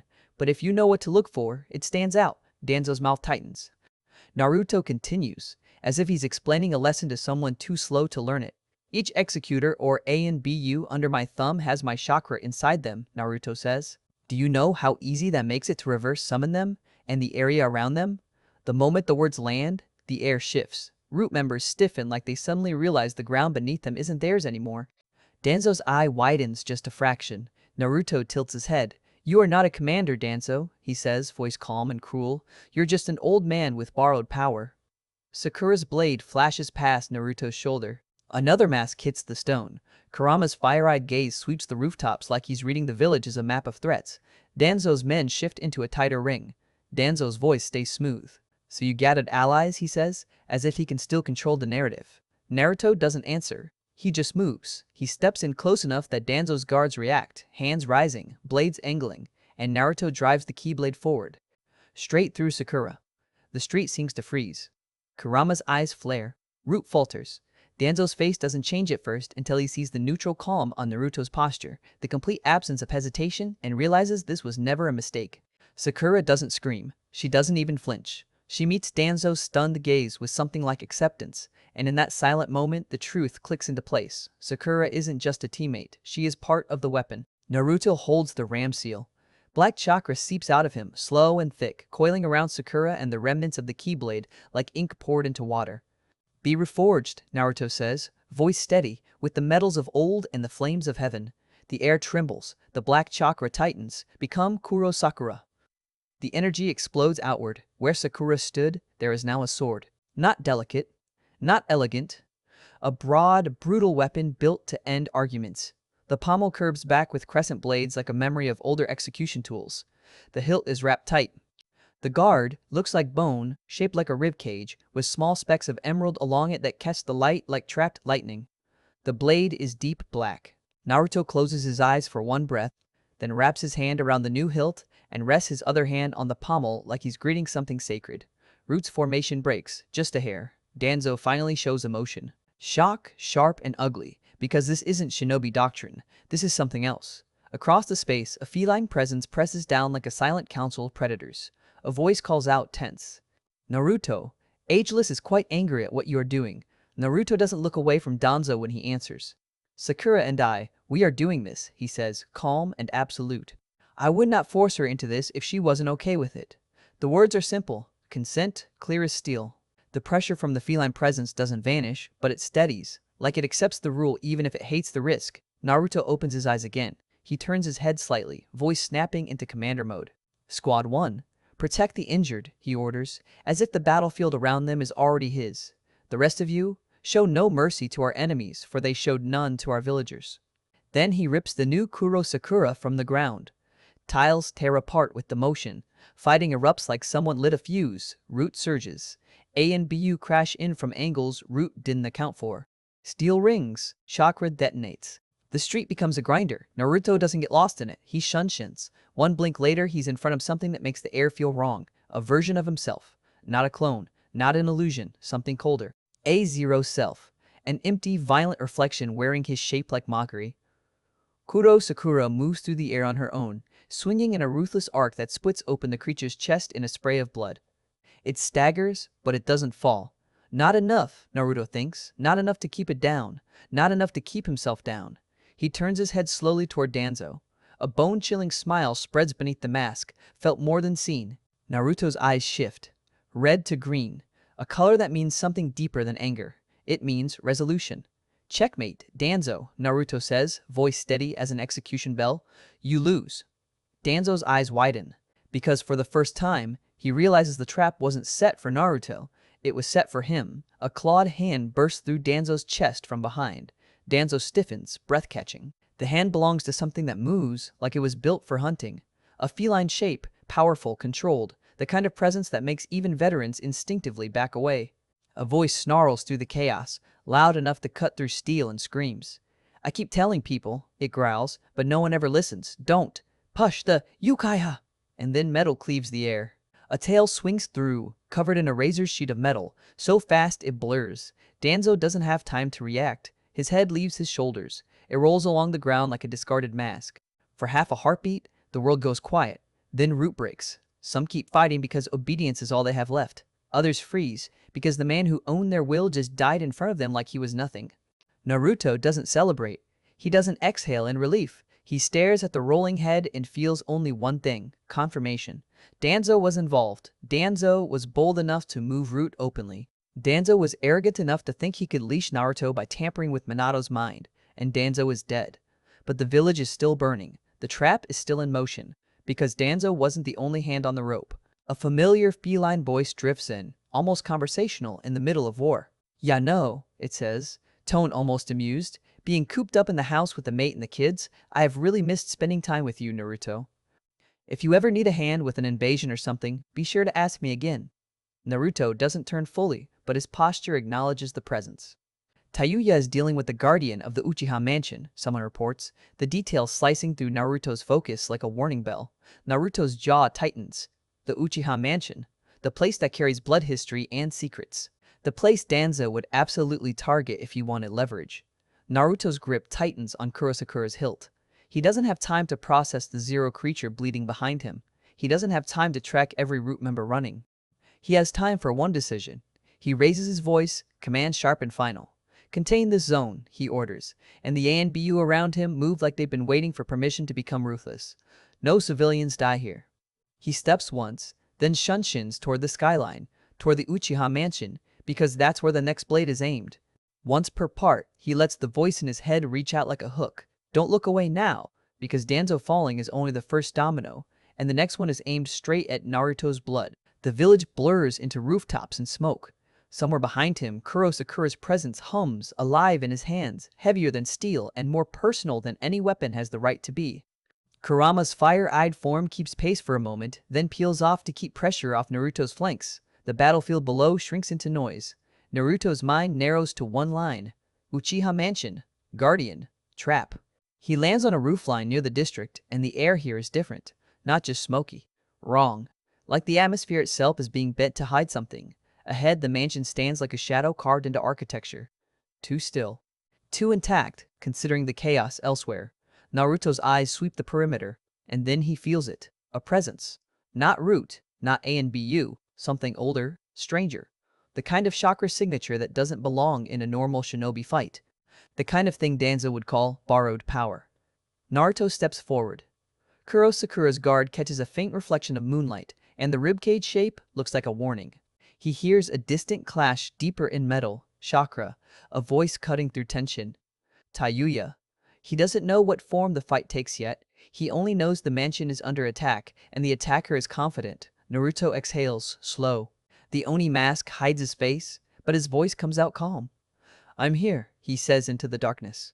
And the darkness answers with the sound of something shifting, like a guardian turning its head, like a trap finally recognizing the prey has arrived. Naruto steps toward the mansion doors, and the seal at the corner of his eye burns faintly under his hair, as if the leash remembers what this place used to mean, and is trying one last time to remind him who it thinks he belongs to. The leash remembers what this place used to mean, and it burns like a warning pressed into skin. Naruto doesn't slow down. He moves toward the mansion doors, Kurosakura heavy in his grip, and the air thickens with that wrongness like the space itself is under someone else's rules. The windows look too dark. The lanterns feel too still. Even the wind sounds muffled, as if the district is wrapped in a pocket of silence designed to keep screams from traveling. He steps onto the porch. The boards don't creak. That should have been his first clue. Naruto angles his head slightly, listening. His hearing catches the faintest scrape inside metal on stone, a quick breath, the snap of chakra release. Then nothing. A trap that's trying very hard to look like an empty house.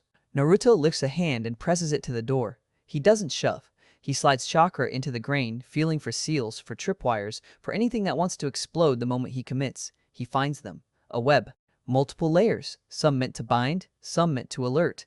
One meant to trigger a genjutsu pulse strong enough to stun a jonin.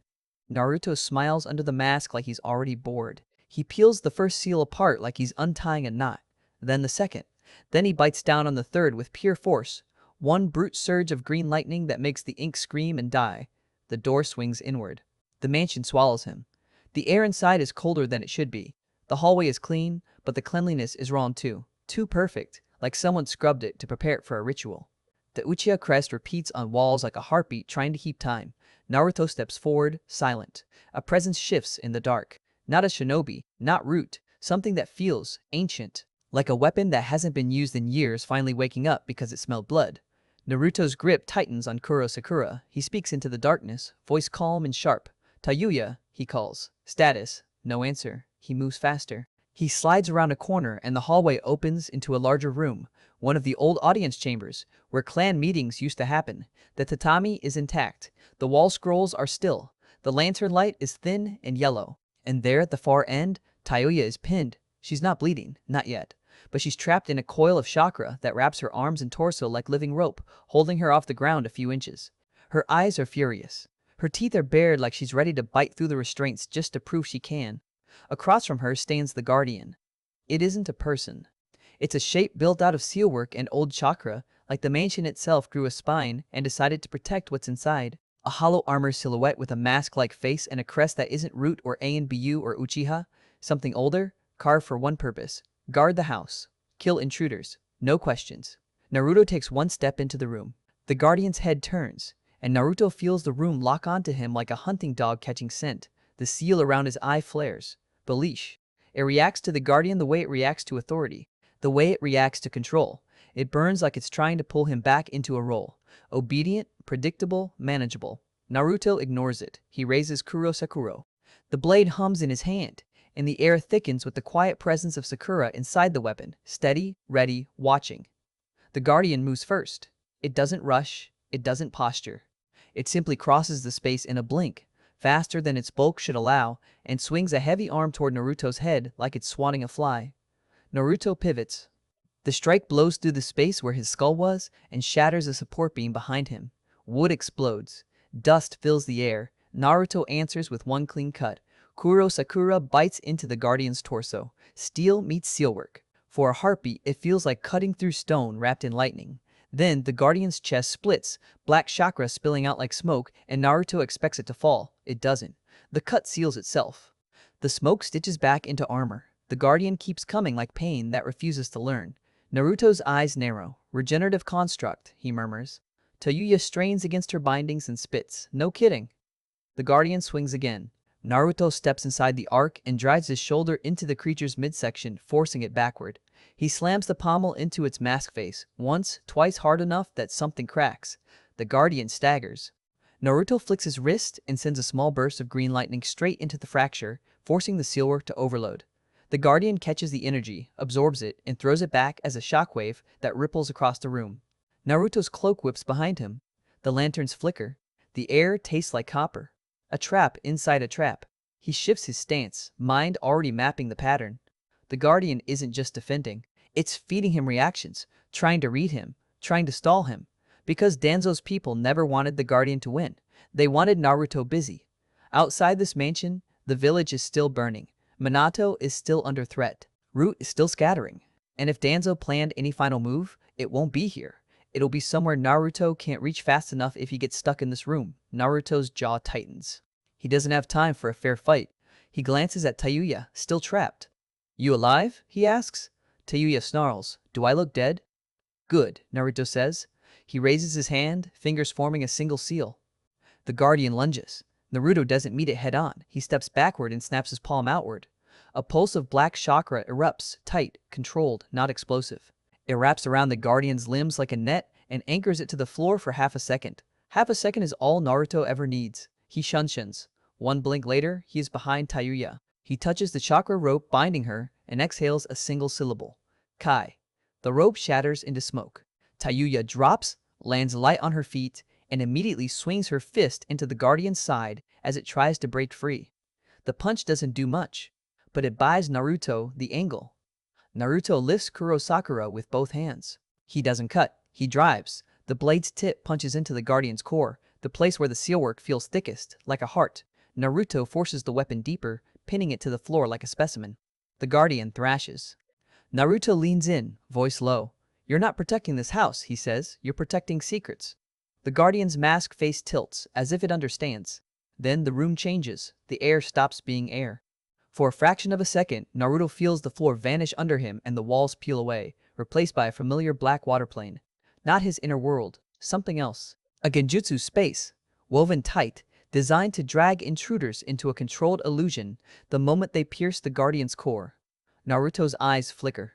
His Sharingan snaps on, red, spinning, reading the lie like a map. And the lie is ambitious. The illusion shows the Uchiha massacre again, not as memory, as weapon.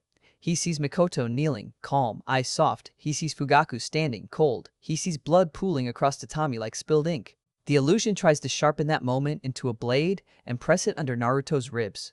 It tries to make him hesitate. It tries to make him drown.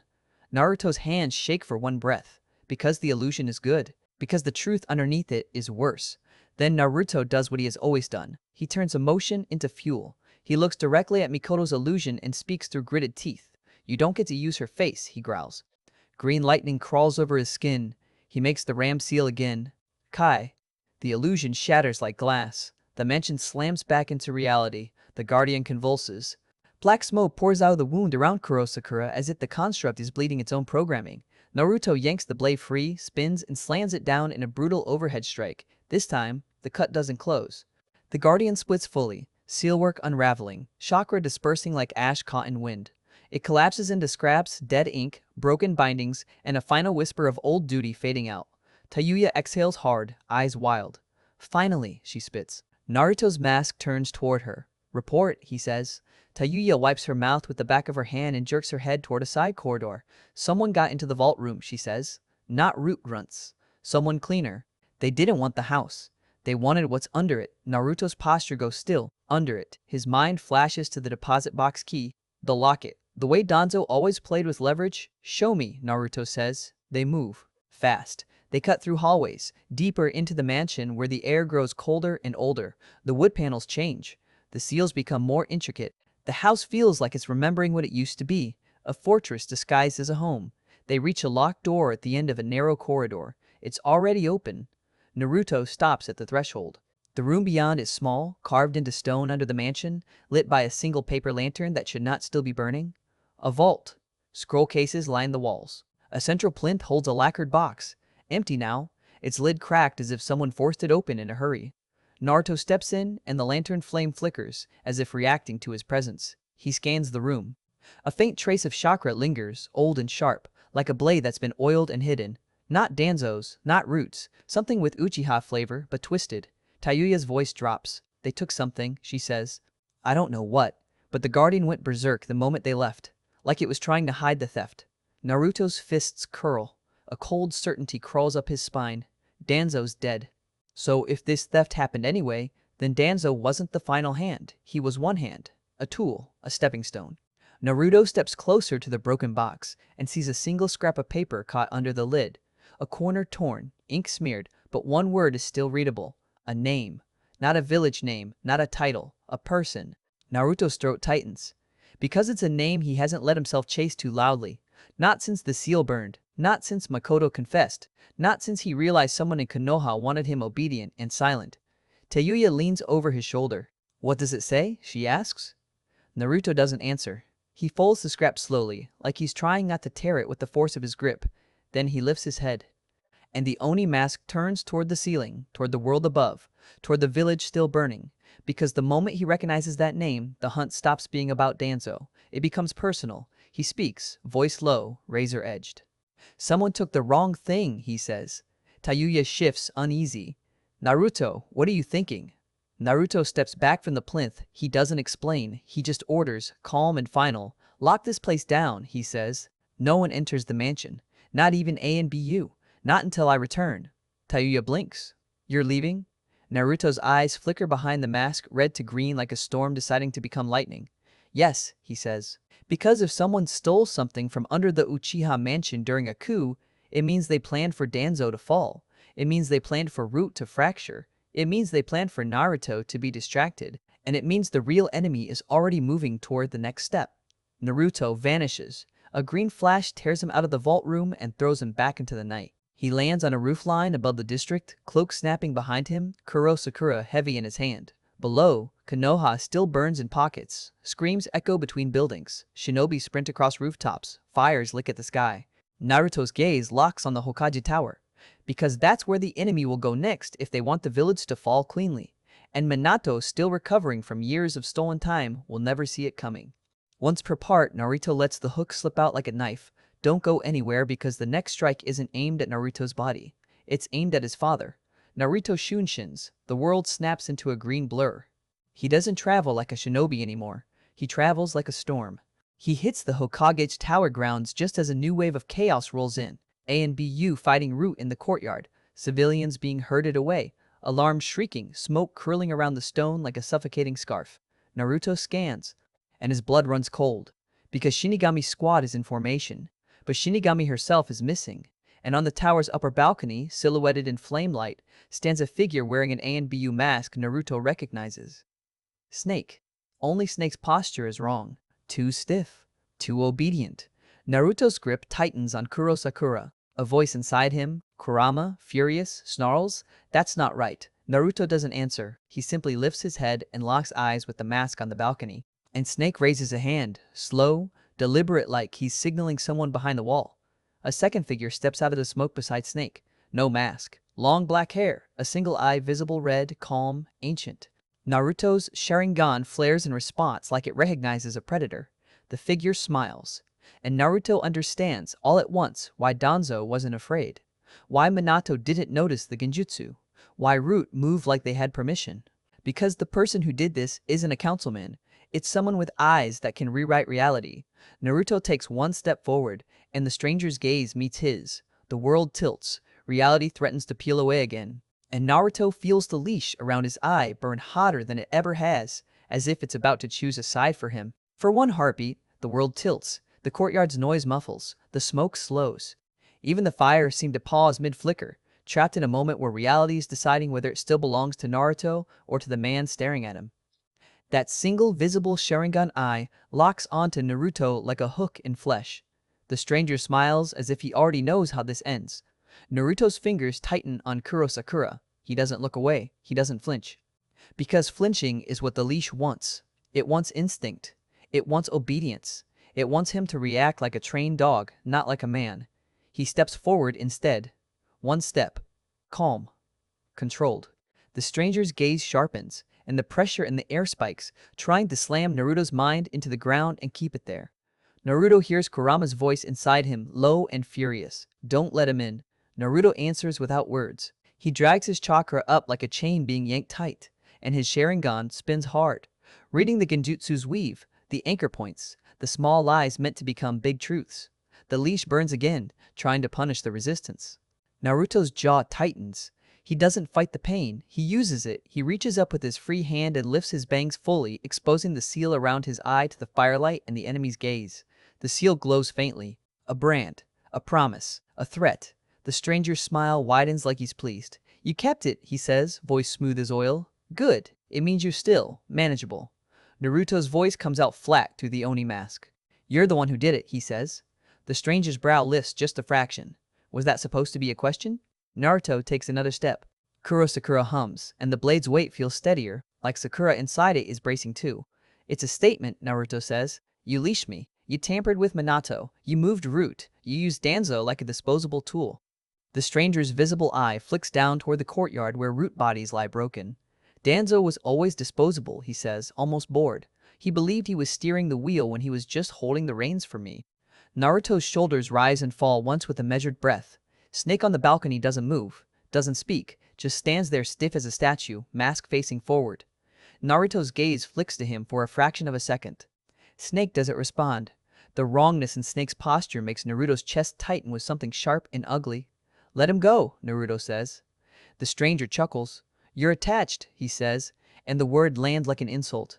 Naruto's voice turns colder. "I said let him go." The stranger tilts his head, considering. "No," he says. "I like him like this. Loyal, quiet, useful. Those traits look good on people." Naruto's grip tightens until Kurosakura's hilt creaks. The courtyard stirs. ANBU hesitate, sensing something above them that doesn't belong. Shinigami's squad tightens formation, confused, searching for orders that aren't coming. Minato is somewhere inside the tower, half awake inside his own skull. And this man, this thing, stands above them all like a puppet master checking his strings. Naruto steps forward again, and his voice drops to something lethal. "Who are you?" he asks. The stranger's smile turns slow, almost proud. "Uchiha Madara," he says. The name hits the air like a bell struck in a graveyard. People below don't hear it. Naruto does. Kurama does. And something in Naruto's blood recognizes it like a wound, remembering the blade that made it. Madara's eye gleams. "You're taller than I expected," Madara says, and the casualness makes Naruto want to tear his throat out. Stronger too. Izanami's child wasn't supposed to become this much trouble. Naruto's vision narrows. "You said her name," he whispers. Madara's smile stays in place. "Of course I did," he says. "She was my daughter, my mistake, my weakness." Naruto's stomach twists. Kurama's voice inside him goes sharp, murderous. "Kill him." Naruto doesn't move, not yet, because Madara wants him to move. Madara wants anger. Madara wants instinct. Naruto gives him calculation instead. "You poisoned her," Naruto says. Madara's expression doesn't change. "The elders did," he replies, tone indifferent. "They were afraid of the delusion. Afraid of a child with Uchiha blood not fully under clan control." Typical. Pathetic. Predictable. Naruto's knuckles turn white. "And you let them," Naruto says. Madara's gaze flicks down as if Naruto is finally starting to understand the scale of the board. "I didn't stop it," Madara admits, "because Izanami was already lost to me. She chose love. She chose softness. She chose Minato." Naruto's voice becomes a low growl. "And then you leashed me." Madara's visible eye brightens. "You were a weapon," he says simply. "A weapon with too much potential to be left to Konoha's sloppy hands. Minato would have raised you with ideals. Kushina would have raised you with warmth. You would have grown into a man who hesitates." Naruto takes another step, the air around him vibrating. Madara continues, almost conversational. "So I ensured you grew into what you were supposed to be," he says. "A blade. An oni. Something sharp enough to cut the world open." Naruto's voice is ice. "And you think you can hold that blade?" Madara chuckles. "I don't need to hold it," he says. "I only need it pointed in the right direction." Naruto's gaze flicks to Snake again. Then to Shinigami's squad below. Then to the tower behind Madara. "You were the genjutsu," Naruto says, "and it's not surprise anymore, it's disgust. On Minato. For years." Madara's eye narrows with satisfaction. "He was easy," he says. "Too trusting. Too tired. Too convinced his village loved him." Naruto's voice tightens. "Why?" he asks. Madara's smile thins, and for the first time, something cold and serious slides into his tone. "Because Konoha is a machine," he says. "A machine that chews up Uchiha and spits out sacrifices while wearing a hero's smile. I'm simply correcting the design." Naruto's breath slows. He understands the shape of it now. Madara didn't just want to weaken the Hokage. He wanted to force the village into the one scenario it always creates. Chaos. Fear. A call for harsher control. The kind of environment where old monsters can rise again and be welcomed as saviors. Madara's eye drifts to Naruto's exposed seal. "And that seal," he says, voice almost pleased, "was my insurance. If you ever became inconvenient, it would remind you how to kneel." The leash burns again, as if responding to being spoken about, flaring brighter, hotter. Naruto's jaw clenches. He feels it trying to pull, trying to force his body into obedience, trying to make him lower his head, trying to make him accept the role of grandson and tool. Naruto trembles, not with fear, with rage at the audacity. And then, inside the blade, Sakura's presence presses against his grip like a steady hand. Not pushing, not controlling, just there. A reminder that Naruto isn't alone in this moment, no matter how hard he tries to be. Naruto exhales, and he stops fighting the leash like it's a separate thing. He accepts it as part of his body, part of his story, part of his pain. Then he grips it. He reaches up and presses 2 fingers to the seal itself. Madara's visible eye widens slightly. "You wouldn't," he says, voice sharpening for the first time. Naruto's voice is calm. I would, he replies, because you don't own my suffering. The seal flares like a sun. Pain detonates behind Naruto's eye, white hot, all-consuming, trying to punish him for defiance. Naruto doesn't scream, he channels. Green lightning crawls over his skin. Black chakra seeps through his fingers. Red Sharingan spins like a saw blade.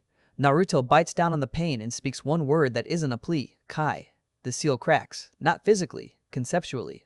The binding pattern ruptures like a chain link snapping under too much force. For a breath, Naruto's vision goes dark. Then the world slams back in. The air feels lighter. The pressure in his chest eases. And the leash, still etched around his eye, goes inert, dead, like a brand finally robbed of its handler. Madara stares. For the first time, he looks genuinely irritated. You broke it, he says. Naruto's voice is steady, almost gentle in how final it is. I outgrew it, he says. Madara's visible eye hardens. Snake lifts his hand on the balcony, palm out, and the air around Naruto suddenly twists again. Genjutsu pressure surging, trying to collapse Naruto's senses into a nightmare. Naruto doesn't let it land. He turns his gaze upward, Sharingan blazing, and speaks like a command. Snake, Naruto says. Snake's body twitches. The mask turns slightly, like something inside is trying to respond. Madara's eye narrows. No, he says softly. Snake's posture stiffens again. Madara tightens the strings. Naruto's voice becomes a blade. Snake, he repeats, louder, and this time he reaches into the one place Madara doesn't control. The bond, the chakra, the piece of himself embedded in every executor he ever commanded. Naruto makes the ram seal again. Black chakra pulses outward. Not explosive, not violent, just absolute. Release, Naruto says. Snake's body jerks like he's been yanked out of deep water. The mask tilts, and Snake's voice comes out raw and confused. Oni? He rasps. Madara's expression flashes with anger. He snaps his gaze towards Snake and the genjutsu pressure spikes. Naruto is already moving. He shunshin. One blink and Naruto is on the balcony, between Madara and Snake, Sakura raised. Madara doesn't retreat. He meets the blade with a single hand, palm catching the edge as if steel is meaningless. The impact sends a shockwave through the tower wall. Stone cracks. Dust rains. Naruto's eyes narrow. Madara's grip tightens. The blade begins to squeal under pressure. You're impressive, Madara says, voice low. But you're still young. Naruto's mouth twists under the mask. And you're still arrogant, he replies. Kurama's voice roars through Naruto's skull like a tide. Now. Naruto listens. He doesn't swing again. He changes the rules. Green lightning floods his body, building fast, violent, brilliant. It crawls from his veins into the blade and down into the balcony itself. Madara's eye widens. Naruto discharges. A burst of Reitan detonates at point-blank range, not a showy attack. A purpose-built shock that disrupts chakra patterns and genjutsu anchors. Madara's grip slips, just enough. Naruto rips Sakura free and pivots, sweeping the blade in a horizontal arc aimed at Madara's throat. Madara twists, too fast, and the cut doesn't take his head. It slices through the illusion layer. Madara's form ripples. For a breath, Naruto sees the truth, not flesh, not a living body. A projection, a bound presence wearing an image. A ghost with a Sharingan, anchored somewhere else, controlling this battlefield from a distance. Madara smiles, unfazed by being revealed. Good, he says. You can see. Naruto's voice goes flat. You're not here. Madara's eye gleams. I'm where I need to be, he replies. And you're exactly where I wanted you. Naruto's blood runs colder. Because that means Madara doesn't care if this projection dies. It means the real move is happening somewhere else. Naruto turns, snapping his gaze down the tower corridor behind them, and sees it. A faint chakra thread, thin as hair, running down the hall toward the Hokage's office like a line into a spider's web. Madara is still connected, still anchored, still pulling. Naruto's mind becomes a map. The anchor isn't the balcony. It's inside. Near Minato. Near the seat of power. Naruto doesn't waste time with the projection anymore. He slams a hand into Snake's chest armor. Breathe, he orders. Snake staggers, shaking, and Naruto feels the man's chakra stabilize. Still bruised, still wrong, but his own again. Snake's voice cracks. He was inside my head. I know, Naruto says. Snake swallows hard. Oni Naruto, he's going for. I know, Naruto repeats, and then he vanishes. He hits the corridor in a green flash, sprinting, Sakura dragging sparks off stone. Behind him, Madara's projection laughs softly, and the sound follows like a curse. Naruto barrels through the Hokage office door. Minato is there, standing by the window, posture tense, surrounded by Shinigami squad. Their weapons are up, but their eyes are wrong. glassy, locked, like they're watching a play only they can see. Minato turns toward Naruto, confusion and fear mixing in his expression. Naruto, what? Naruto doesn't answer. He looks at the center of the room. A shadow sits there that shouldn't exist. A small, tight knot of chakra, swirling with Sharingan patterning like a tiny red storm. An anchor. A trap in the heart of the tower.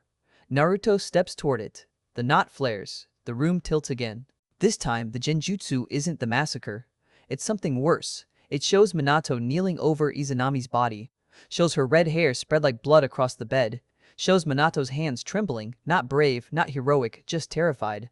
Shows him leaving the room. Shows him choosing to step away rather than watch her die. The illusion shoves the moment into Naruto's face like a blade, trying to split him down the middle. Anger at his father. Grief for his mother. Hatred for the village. Madara's voice seeps into the edges of the vision. See him. See how weak he is. See how he failed you. Let the village burn. Let it all fall apart. I will build you something better. Naruto's breath catches. For one terrifying heartbeat, the temptation feels real. Not because Naruto wants Konoha to die, because Naruto is tired. Tired of being used. Tired of being lied to. Tired of carrying everyone else's survival on his back while no one carries his. Tired of being a son only when it's politically convenient. Then Sakura's presence presses against his grip again, warm and steady inside Kuro Sakura, and Kurama's voice snarls like a claw scraping stone. He's feeding on your pain. Don't give it to him. Naruto's eyes snap open. He lifts his chin, and he makes a choice so clean it feels like steel. He doesn't forgive Minato in this moment. He doesn't absolve him. He simply refuses to let Madara use him. Naruto forms the ram seal. Kai. He roars, and the word hits the room like a hammer. The illusion shatters. The knot of chakra in the center of the room convulses. Minato stumbles, blinking, as if he just surfaced from deep water. Shinigami squad shakes, weapons lowering slightly, confusion flickering as the genjutsu grip weakens. Naruto doesn't stop. He slams Kurosakura's tip into the knot like he's pinning a bug to a board. Black chakra pours off the blade. Green lightning surges into the anchor. The knot screams. Yes, chakra can scream when it's being ripped apart, then collapses, unraveling into nothing. The pressure in the tower releases like a held breath finally exhaled. Silence falls. Minato sways. He looks at Naruto like he's seeing him for the first time in years. Naruto, Minato whispers, voice hoarse. I'm sorry. Naruto's jaw tightens. He doesn't answer with comfort. He answers with duty. Are you clean? Naruto asks, voice flat. Minato blinks, then nods slowly. I think so, he says. My head feels clear. Naruto studies him for a long moment, Sharingan still spinning, looking for the smallest lie in chakra flow. He finds none. Good. Naruto turns towards Shinigami squad. Stand down, he orders. They hesitate. Then Shinigami herself steps through the doorway. She looks like death in motion. Cloak torn, eyes cold, blade stained dark. But her gaze is sharp, her posture loyal, her mind her own. Hi, she says, and her squad obeys instantly, weapons lowering. Minato's gaze locks on Shinigami. Where were you? He demands, voice shaking with anger that has nowhere to go. Shinigami's expression tightens. Cleaning up, she says. Root tried to seize the archive. They failed. Naruto exhales slowly. Outside, alarms still wail, but the sound is different now. Not panic. Movement. Control returning. Shinobi reorganizing. The village trying to stitch itself back together before it bleeds out. Naruto's head tilts slightly as he listens, and he can feel it. Madara's presence pulling away, the projection severed, the anchor destroyed. Madara didn't win tonight, but he didn't lose either, because he got what he wanted most. He proved he can reach inside Konoha whenever he chooses. He proved he can touch the Hokage's mind and make the village dance. He proved Naruto can be bait. Naruto turns toward the window, staring out at the smoke and fire. Snake stumbles in a moment later, mask off, face drawn tight with exhaustion and shame. Oni, Snake starts, then swallows and corrects himself. Naruto. Naruto doesn't look at him. You're alive, he says. Snake's laugh is broken. Barely, he mutters. Minato stares at Snake, realizing in pieces what happened. They used you, Minato says, voice cracking. Snake doesn't answer. Naruto finally turns, and his gaze is sharp enough to cut. This isn't finished, Naruto says to all of them. Danzo is dead. Root is broken. But the hand behind it isn't. Minato's hands curl into fists. Madara, he spits, the name tasting like a nightmare. Naruto nods once. Silence fills the office again. Then, quietly, Minato steps closer to Naruto. He reaches out, not touching yet, like he's afraid the sun in front of him will vanish if he moves too fast. Naruto watches him, expression unreadable. I didn't tell you, Minato says, voice low, about Izanami, about the box. About? Naruto's eyes narrow. Why, he says. Minato flinches. Because I was ashamed, he admits. Because I thought if I kept the worst parts away from you, you'd be happier. Naruto's mouth twists. And instead I learned it from a massacre, he says. Minato's face tightens, grief carving lines into him. I failed you, he whispers. Naruto holds his gaze for a long moment. He doesn't forgive him. Not yet. But he doesn't kill him either. That's the only mercy Naruto can afford right now. You don't get forgiveness as a shortcut, Naruto says quietly. You get it by earning it. Minato nods once, slow. Then I'll earn it, he says. Naruto turns away, because if he stares too long at that promise, he might start believing it, and belief is dangerous. Outside the tower, the smoke begins to thin. Fires are being contained. Injured are being carried. The screams are fading into groans and orders, and the rough sounds of a village refusing to die. Naruto steps toward the door. Sakura's presence hums in his grip, and he realizes something he hasn't let himself think about yet. He lifts Sakura slightly, almost reverent. Return, he says softly. Black chakra unwinds. The sword's form dissolves like ink in water, reforming into Sakura's body in a single breath pink hair, steady eyes, feet landing clean on the office floor like she's been standing there the whole time. She rolls her shoulders once, winks at Naruto like she's daring him to act like this is normal, then turns her gaze toward Minato with a polite nod that carries zero fear. Minato stares, stunned. Sakura's smile is small and sharp. Hi, she says. Minato looks like he wants to ask 1,000 questions. Naruto doesn't give him the time. Kurama's orange-haired form flickers into existence by the window, arms crossed, expression annoyed like he's pretending he doesn't care about any of this. What a mess, Kurama mutters. Naruto exhales once, and for the first time all night, the pressure in his chest eases enough that he can speak like a person and not just a weapon. It's over, Naruto says. Kurama scoffs. For tonight, he replies. Naruto doesn't argue. Because Kurama is right, Madara is still out there. The stolen item from under the Uchiha mansion is still missing. The village has just been shown, brutally, that its shadows can rise and bite it in daylight.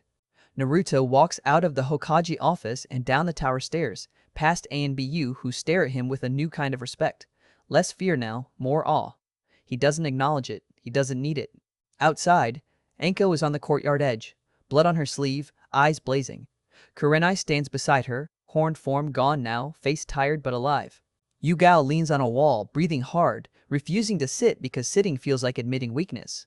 Anko spots Naruto and storms over. You, she snaps, and her voice shakes. You didn't die? Naruto's mouth twitches. Disappointing, I know.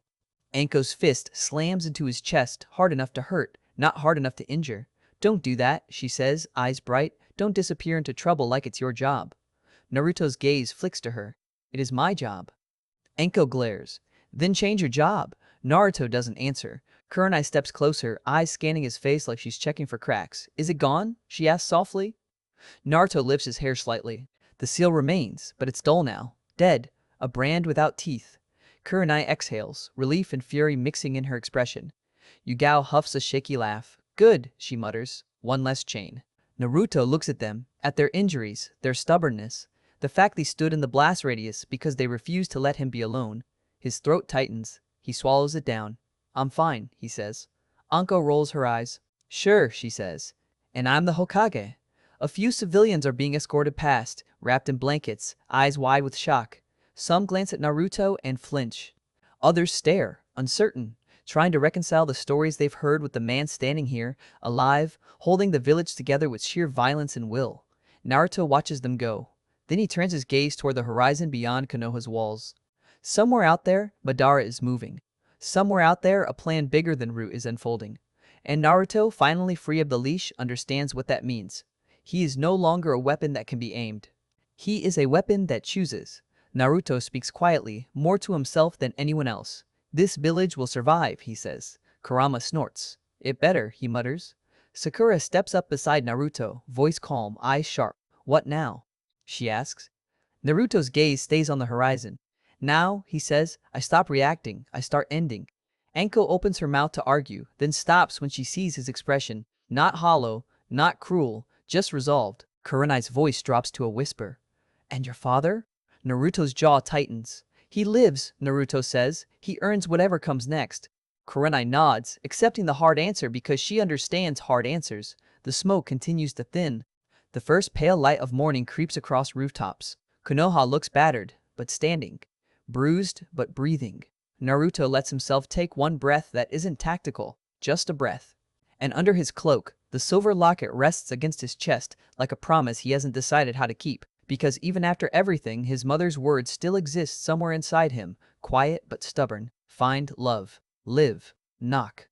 Naruto looks at the village, at the people who feared him, at the people who stood beside him, at the father who failed him, at the enemies who tried to own him, and he makes one final, private vow. He will not be leashed again.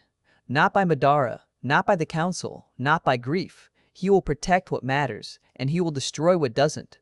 The morning rises, slow and relentless. Konoha survives the night, and Naruto steps into the new day as something the village has never truly understood before. Not a demon, not a tool, not a rumor, a man. If you made it all the way here, you already know this isn't the end of the war, just the end of the night. Thanks for watching. If you want more cinematic recaps like this, hit like, drop a comment, and subscribe.